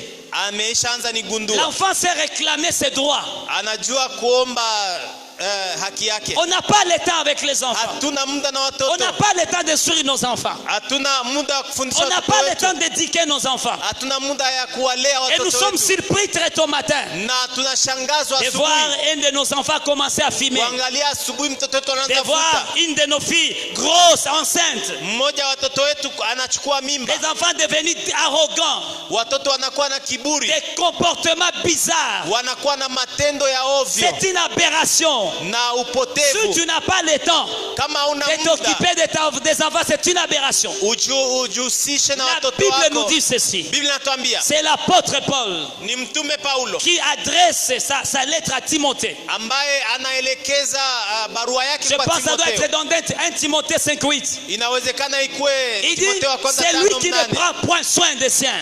asiyeshughulikia walio wake, Il a renié la foi amekana et imani il est plus qu'un infidèle. na ni zaidi En d'autres termes, na kwa msemo si tu mwingine, n'as pas le temps avec tes enfants, kama una muda na watoto avec wako ta femme, ton époux, na mme na mke wako, tu es en route vers l'enfer. uko njiani Tu kwenda es kuzimu, candidate à l'enfer. uko mtu ambaye anaenda kuzimu. Même si tu prêches comme moi, Hata ukihubiri kama même mimi, si tu chantes, hata unaimba, même si tu travailles dans les hata protocoles, unatumika kwenye en route protokoli, vers l'enfer, njiani kwenda tu ne kuzimu, donnes pas à ta femme le temps. aupatie mke wako Tu ne wakati, donnes pas le temps à tes enfants. aupatie watoto wako wakati, Les jours où quelqu'un d'autre siku ambao mwingine leur donnera le temps, atawapa wakati, tu subiras des calamités dans ta famille. utapitia ole katika Et tu jamaa seras la yako, première personne na utaona mtu wa à kwanza subir ces choses. kupitia mambo haya. Ton propre enfant peut te tuer. Mtoto wako pekee Ta anaweza propre kuua, femme peut te tuer. mke wako anaweza kuua, À cause du fait que kwa sababu tu n'as jamais donné à l'un ou l'autre le temps. hujapatia mmoja ama mwingine wakati. Salomon vient.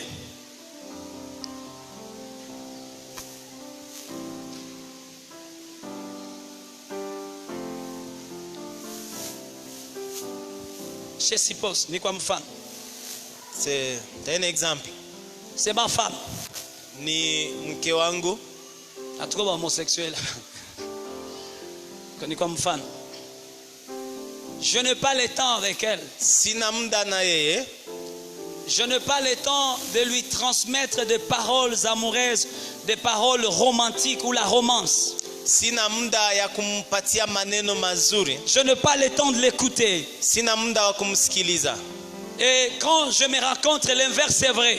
na nikakutana kama kinyume ni kweli. Je suis fâché, c'est-à-dire quand je la rencontre, au lieu de faire ce que je devais faire, je fais autre chose. Ninapomkutana kuliko nifanye kenye ningepaswa fanya, mimi nafanya kitu kingine. Quand je suis devant elle, ninapokuwa mbele je suis yake, toujours fatigué. niko mwenye kuchoka. Je suis toujours fâché. Niko mwenye hasira. Je n'ai pas un bon sourire. Sina kicheko kizuri.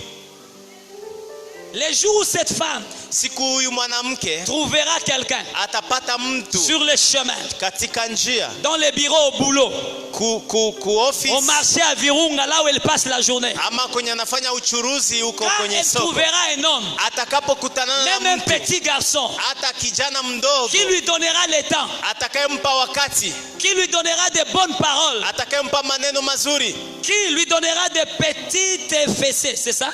Hein? ambaye atakuwa anampiga ako kadogo, Anaruka. elsoti, Elle sera très contente. atakuwa mwenye Elle raha, aura trouvé la personne qu'elle cherchait. atachukua, Elle aura trouvé la personne idéale. atapata mtu ambaye alikuwa anatafuta. Et tous, Na wote nous assisterons sisi sote à l'infidélité de cette femme, tutaona ukosefu wa uaminifu kwa huyu avec toutes les mwanamke conséquences possibles. na matokeo yote ile. Quand elle sera amoureuse Atakapokuwa et na emportée mapenzi par l'amour, na akibebwa na c'est mapenzi, facile de me tuer ni kwa urahisi pour aniue que je reste avec celui-ci. ili abakie na ule. C'est facile Ni kwa urahisi d'amener les maladies dans la maison, alete magonjwa la nyumbani, malédiction dans la maison, laana nyumbani, les calamités dans la maison. ole nyumbani. Qui en a au fait activé? Nani alikuwa kwenye C'est le chanzo? mari. Ni mume. Amen.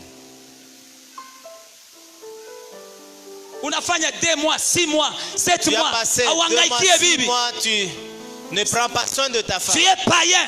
Uko J'ai dit tu es mpagani. païen. Uko mpagani. J'ai dit tu es nasema. païen. Nasema uko mpagani. Je te choque, tu es païen. Nasema uko mpagani. À moins que vous ayez un motif. Akose tu kuwe na sababu. Et tu penses que tu es chrétien comme Na ça. unawaza kwa Mkristo. La Bible nous dit quand tu fais comme ça, Biblia inasema unapofanya hivyo, tu l'exposes au monde. unamuleta katika hatari. Elle peut mourir comme ça. Anaweza kufa Elle hivyo. peut tomber dans les erreurs. Anaweza anguka Pas parce makosa. qu'elle le voulait, Hapana jua mais alipenda. parce que tu l'as exposé. Maana jua umemhatarisha. Maman, tu ne t'occupes pas de papa. Mama aushughulikie Tu baba. fais de même à papa. Unafanya vile vile kwa baba. Il y a des papas qui viennent se lamenter. Kuna wababa wanakuja kulia. Anakwambia basi bibi niko naye. Nasema la femme que je, Hanisemeshaki. elle ne m'adresse pas la parole. Vimbana tu sa mkate ya wate. Sa mimi naogopata pasuka. Bibi wa mihali, bibi wa incompréhension. Unamwambia hivi, anawaza hivi, anatosha moja. Elle pense à B. Bibi ayo atakisema sema je t'aime chérie. Elle ne sait jamais dire Bisous chérie. je t'aime, bisous. Ukimletea tu kinywa hivi anaitemea tu.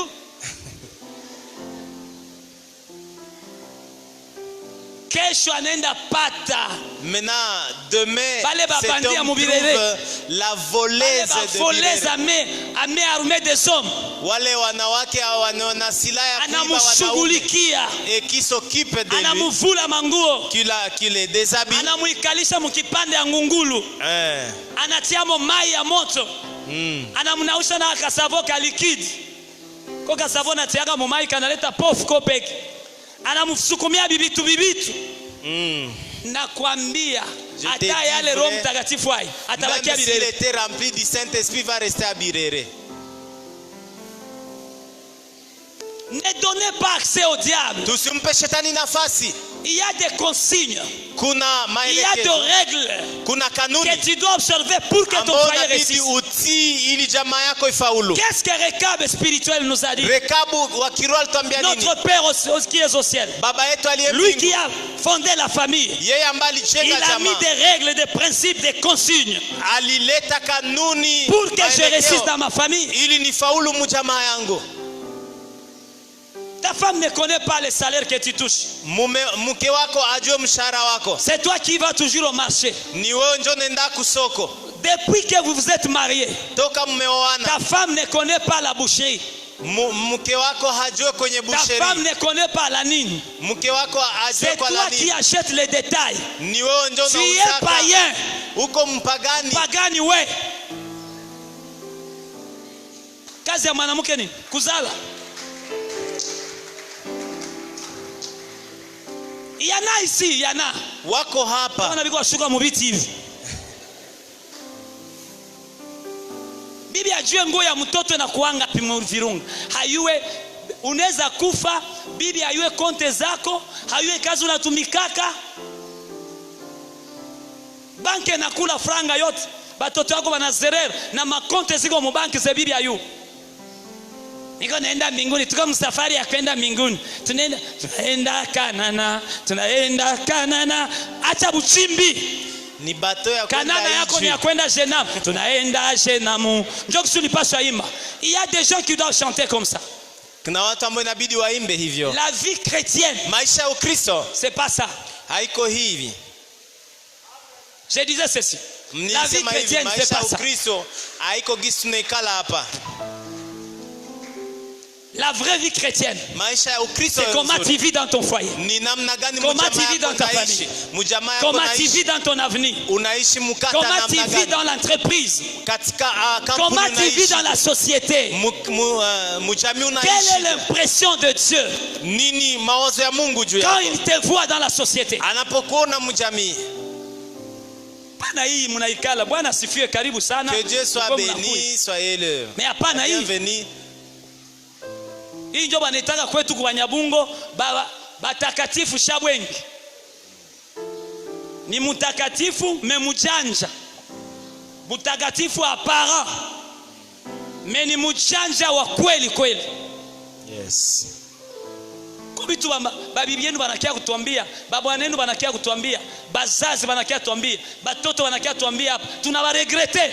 Mimi na baregretaka. Mimi nasema papa, mwa hii miaka yote kwa msemaki, hii miaka yote kwa mkiro angali hivi. Huyu mama kabisa angali wa hivi. Huyu mtoto mwanamke, huyu mtoto mwanaume angali hivi. Mbingu sana nuko naingia ndani. Mbingu haziko za tate yako. Mbingu haziko za tate yangu. Mbingu haziko za pasere wako. Mbingu ni za Mungu na kuziingia ndani kuko makondition. Amen. Nishaamini Bwana Yesu kama Bwana Mwokozi. Kuamini c'est une chose, mais kuvivre imani c'est une autre. Yes. Avoir ici Jésus, tu dois vivre comme lui pour vraiment que ta foi soit réelle. Kumpokea Yesu inabidi uishi kama yeye ili imani yako iwe kamili. Troisième leçon. Somo la tatu. Pourquoi Rekab a infligé toutes ces interdictions à ses descendants? Jua nini Rekabu ameleta katazo zote hizi kwa Il y a des choses. wake? Kuna mambo mawili. Premièrement, Ya kwanza, l'abstinence divine ukatazo wa Mungu les aiderait à échapper à l'immoralité, à l'idolâtrie du culte de Baal. ingeliwasaidia kuepuka kuabudu sanamu ya Baal, Souvent accompagné d'ivrognerie et de débauche. ambayo ilikuwa inasindikizwa na uasherati Ça na c'est la ulevi. première des choses. Hii ni jambo la Il a kwanza. dit vous ne boirez pas le vin. Asa mtakunya mvinyo, Parce que Rekab savait, maana Rekabu alijua quand on habille le vin, unapokunywa mvinyo, quand on s'est saoulé, unapolewa on devient immoral. na unapoteza On tombe dans maelekezo, l'impudicité. unaanguka mwasherati, On tombe dans l'arrogance. unaanguka mukiburi, On tombe dans l'idolâtrie. unaanguka kuabudu Et on sanamu, tombe dans tout le péché. na unaanguka mzambi zote zile. Oh, kunywa kidogo lakini usileo. Qui t'a dit ça? Écoutez, je vais te choquer. Nitakukwaza kidogo. La Bible défend le vin. Biblia inakataza mvinyo, Et le mot vin, na neno mvinyo c'est un mot générique dans la Bible. ni neno ambayo ni ya jumla. Shuka kadogo nikwambie, nibaexplique mzuri. Dans la Bible, Katika Biblia il y a des mots qu'on appelle des mots génériques. kuna maneno ambayo ni ya ujumla, Très bien. C'est-à-dire ce sont des mots ni maneno qui ont plusieurs sens à la fois. ambayo ina maana nyingi. Je prends l'exemple. Nachukua mfano, Le mot monde dans la Bible neno dunia katika ne Biblia signifie pas la même chose. haimaanishe jambo moja. Le mot amour dans la Bible Neno upendo katika ne signifie pas la Biblia même chose. haimaanishe jambo Le mot moja. vin dans la Bible Neno mvinyo ne katika signifie pas la Biblia même chose. haimaanishe imaanishe jambo Qui moja. t'a appris la Bible? Nani amekufunza Où est-ce que tu Biblia? as étudié la Bible? Umejifunza Biblia Pour wapi? lire un seul passage Ili usome shairi et t'y moja accrocher et dire na la Bible uambatane me dit nayo que je dois useme, boire. Biblia inasema inabidi nikunywe. Dans la Bible, Katika Biblia les mots vin signifient trois choses. neno mvinyo inamaanisha mambo La tatu. première chose, Jambo la kwanza c'est yaïn en hébreu, ni yaim en katika hébreu, Kiebrania qui signifie le jus du raisin. ambayo inamaanisha juisi ya misabibu. La deuxième, c'est ainos, Na ya pili ni ainos qui signifie le jus de raisin fermenté. ambayo ni juisi ya mzabibu ambayo imewekwa fasi fulani Et le imefunikwa. troisième mot, pour ne pas oublier ça, Na ya tatu ili nisisahau signifie shekar.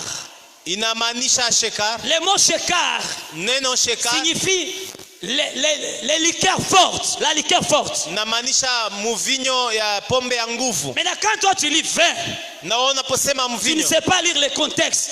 haujue kusoma. Et même quand Jésus a multiplié, du moins, a converti le l'eau en vin, Na wakati Yesu amebadilisha maji kuwa mvinyo, il ne s'agissait pas du vin fermenté. na haikukuwa mvinyo ya Où est-ce que kulevya. Jésus a eu le temps de fermenter ça? Yesu alikuwa na wakati gani ya Est-ce kuifunika? que Jésus peut donner à quelqu'un quelque chose défendu par la Bible? Je, Yesu anaweza mpatia mtu kitu ambacho kinakatazwa na Biblia? Jésus sait que quand on habille, Yesu anajua on unapokunywa devient immoral. unapoteza On devient méchant. mwelekeo, usawa. Combien de fois tu as perdu l'argent? Mara ngapi umepoteza pesa? Tout un salaire. Umepoteza Parce mshahara que tu as bu une seule bouteille maana umekunywa chupa qui moja t'a amené à boire la seconde, la troisième. ambao ulikusukuma kunywa ya pili na ya tatu. Soulard que vous êtes, Mlevi ambaye uko vous êtes en route vers le ciel, uko vers l'enfer, je m'excuse. kwenda kuzimu. Les ivrognes Walevi n'hériteront pas le royaume des cieux. hawatariti ufalme wa Mungu. Est-ce que mutobo yabitika na kasiksi ni vitu yote ni mutobe? Mukiebrania wanaita mutobe. Meko mutobe baisha fermenter. Shetani anawafunulia batu maformule ya kufermenter vitu. Dieu n'a pas créé les cassis, Dieu a créé les jus dans le banane. C'est l'homme qui a fabriqué les cassis. Kasiksi ni mtu ndio aliumba, Dieu iko n'a pas Mungu. créé les kanyanga. Mungu akuumba Dieu kanyanga. a créé le maïs. Mungu C'est l'homme. aliumba Le diable lui a inspiré des aliumba formules miindi, pour créer les kanyanga. lakini ni shetani amekufunulia mbinu umbe kanyanga. Dieu a défendu premièrement au Rekab. Mungu Il a dit, aliwakataza leur père, Warekabu il a dit, baba yao, vous ne boirez pas le vin. amtakunywa muvinyo. C'est de la débauche. Ni uasherati, C'est immoral. ni ukupotevu wa Ça va vous akili usawa. introduire dans beaucoup de choses. Itawaleta katika mambo mengi Combien de mabaya. sema quoi ici boivent? Wasema kwa wangapi wanakunywa hapa? Wasanda kunasa tutakutenga. Les jours où on tombera sur toi, on va te mettre de côté. Oh, Biblia inasema, wewe ulishasoma Biblia, ulisomea wapi? La Bible n'a jamais été écrite en français, elle n'a jamais été écrite en anglais, elle n'a jamais été écrite en allemand. La Bible a été écrite en hébreu et en araméen. On a traduit la Bible. Toi, tu ne connais pas la traduction. Biblia iliandikwa katika Kiebrania na bado haijawahi kuandikwa katika C'est pourquoi Kifaransa. l'apôtre Paul dit Ndio maana mtume Paulo qu'il n'y a anasema point beaucoup d'enseignants de la parole. kusikue walimu wengi wa neno. Tu dois aller étudier la parole pour l'enseigner. Inabidi ujifunze neno ili Ce n'est pas une ujifunze. simple lecture. Haiko kwa Et puis, kusoma tu tu déduis que je dois faire ça. na unaelewa ya kwamba inabidi nifanye hivi. Bon, anza basi timiza kila andiko kisi nasema mbiblia. La Bible nous dit, Judas s'est pendu, va te pendre alors. Wendo jitundike kwa maana Biblia inasema Yuda akajitundika. Sinon ni maandiko. Parce que c'est aussi des écrits. Judas s'est pendu, va te pendre. Yuda akajitundika, nenda ujitundike. Oh, maandiko inasema. Wana yo Les maandiko. écritures disent.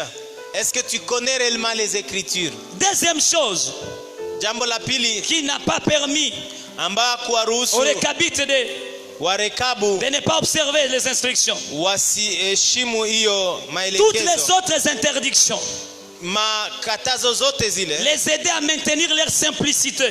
iliwasaidia kuchunga unyenyekevu wao un simple mode de vie, na maisha yenye la vie unyenyekevu, nomade, maisha ya à usafiri, rester à l'écart de la décadence spirituelle, na wakuwe mbali na uharibifu la kiroho décadence morale na akili nzuri et la décadence sociale dans leur propre nation. na kiujamii katika taifa lao. Quand Dieu veut te protéger, Mungu anapotafuta il met kukuchunga, autour de toi beaucoup d'instructions anatia et maagizo beaucoup mengi d'interdictions na makatazo mengi pour ton kuzunguka bien-être. kwa ajili ya wema wako, Si uzuri nous te wako. disons ne fais jamais ça, Kama tukikwambia usifanye kamwe hiki, c'est pour toi, c'est pour ton intérêt. ni kwa ajili ya faida yako Et leur mwenyewe. ancêtre Na babu ne yao voulait pas que les Récabites tombent dans les akupenda immoralités, Warekabu waanguke dans la katika décadence sociale, morale, spirituelle. katika mambo yasiyo nzuri. Arrêtez Acheni de vivre une vie déréglée, kuishi maisha une yasiyokuwa vie nzuri, déviée. maisha yanayopita Vous kando, irez en enfer. ambao utaenda kuzimu. Quand le roi babylonien Satan lui-même Mfalme wa Babiloni, shetani viendra mwenyewe régner sur cette terre, ambao iko duniani hapa, il régnera sur toi atatawala et tu juu seras yako condamné avec lui. na utahukumiwa na yeye. Quatrième leçon, Na somo la ine, le respect heshima et l'obéissance de règles et de consignes na utiifu wa kanuni conduit toujours au succès, à l'excellence. inaleta kwa kufaulu, L'obéissance par la fidélité des Récabites na utiifu kupitia uaminifu wa Warekabu les a conduits au succès, iliwaleta katika les kufaulu, a conduits à la réussite. iliwaleta wafaulu. Bien-aimé, il y a des consignes Mpendwa, kuna maagizo que Dieu a mis pour gérer ta famille. ambao Mungu ametia ili utunze Il y a jamaa des yako. consignes Kuna kanuni que Dieu a mis pour gérer tes finances. Mungu ametia ili utunze Il y a pesa des zako. consignes Kuna kanuni que Dieu a mis pour gérer ton Mungu ministère. ametia utunze huduma Il y a yako. des consignes Kuna kanuni que Dieu a mis pour garder ta vie chrétienne. Mungu ameitia uchunge maisha Il y a yako des ya Ukristo. consignes Kuna kanuni que Dieu a mis ambao Mungu ameweka pour maintenir ton travail, ili achunge kazi pour yako, maintenir ta santé. ili achunge afya Il y a yako. toujours des consignes. Kuna kanuni. Maintenant, lorsque tu n'obéis pas l'un de ces consignes, Sasa usipotii mojawapo ya il hizo, va à la destruction. unaenda kwa uharibifu. L'obéissance des consignes, Utiifu ya kanuni, l'obéissance de règles utiifu nous ya conduit mwelekeo à la réussite, à l'excellence, inatuleta au succès. kufaulu na kuweza. Combien de fois Mara ngapi j'étais en train de causer avec un papa nilikuwa nikiongea na baba qui n'est mmoja pas de cette église. ambao haiko wa kanisa hili, Il m'a dit ceci. akaniambia hivi, Il m'a dit, pasteur, tu dois prier pour moi. mchungaji, inabidi uniombee. J'ai dit, pourquoi? Nikamwambia kwa nini? Il dit, je travaille dans une très bonne organisation Ninatumika nafasi nzuri et je touche par mois $500.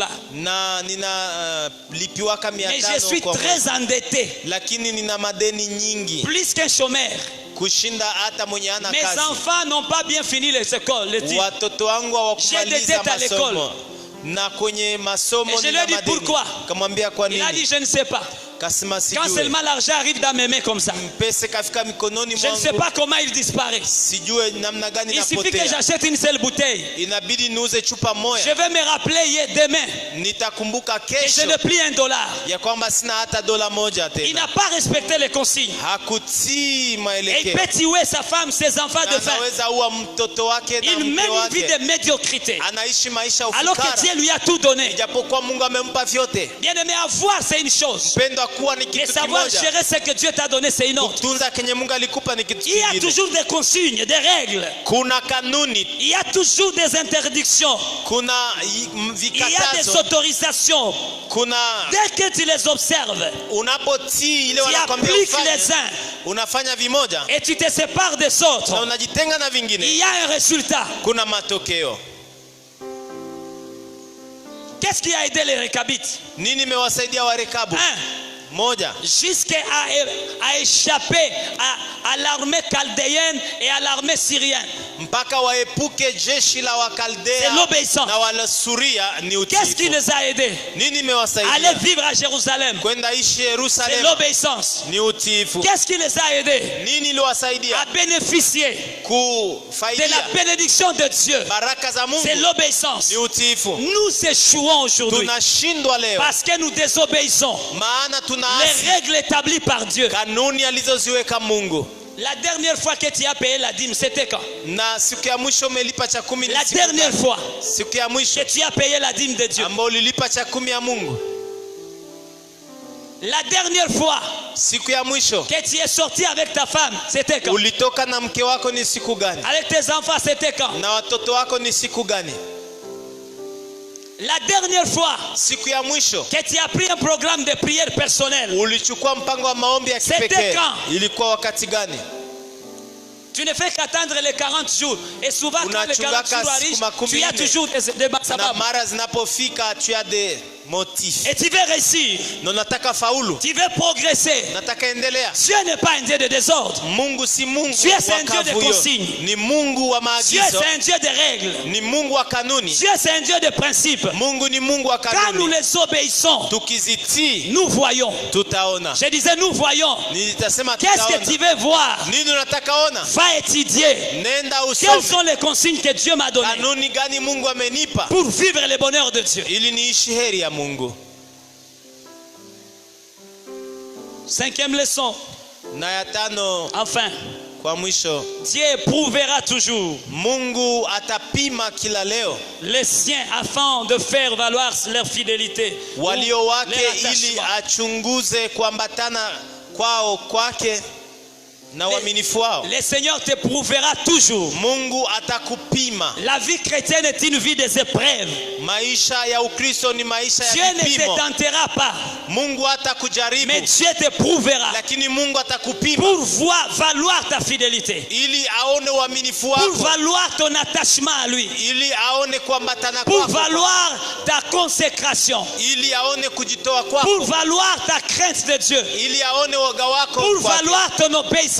ili aone Il utiifu wako. t'éprouvera, Atakupima, il t'examinera. atakuchunguza. Si Dieu a demandé à Jérémie Kama Mungu alimuambia Yeremia d'aller dire aux Récabes kwenda kuambia de Warekabu boire le vin, wakunywe et mvinyo qu'ils ont réussi à renier, na à walifaulu renoncer, kukataa, c'était une preuve. ilikuwa Et kipimo, derrière chaque épreuve de Dieu, na kila nyuma ya il y a une kipimo bénédiction. kuna baraka. Gloire à Dieu.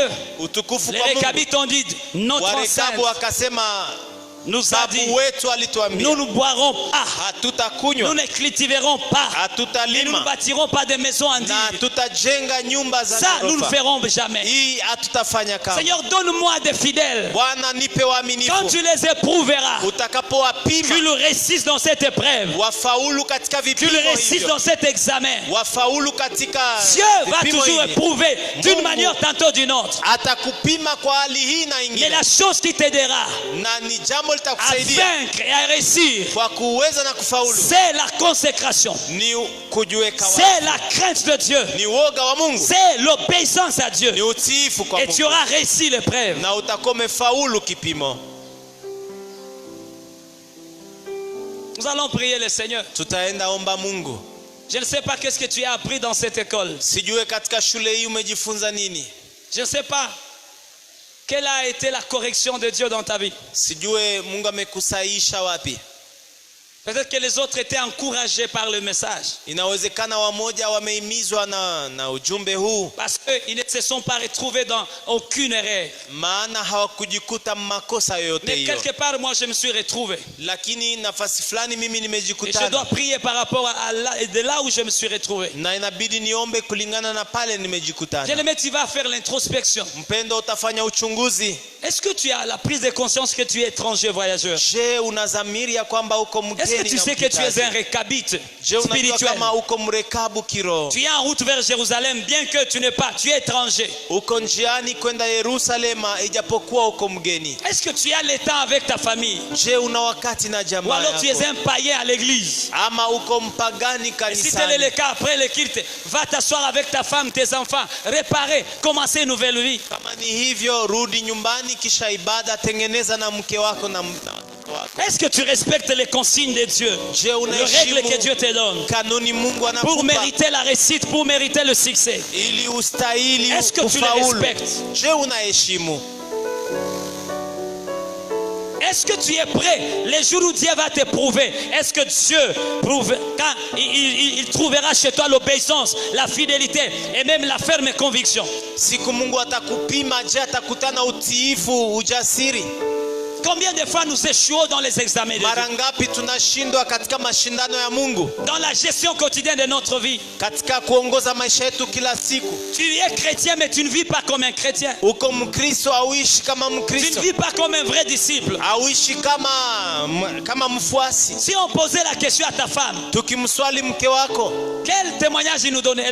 atatupatia ushuhuda gani? Si on posait la question à ton mari ce matin, Tungemswali mmeo asubuhi ya leo, quel témoignage il va nous donner? ushuhuda gani atatupa? Si on posait la question à tes parents, Tukiswali wazazi wako, ma fille, mon fils, quel témoignage ils vont nous donner?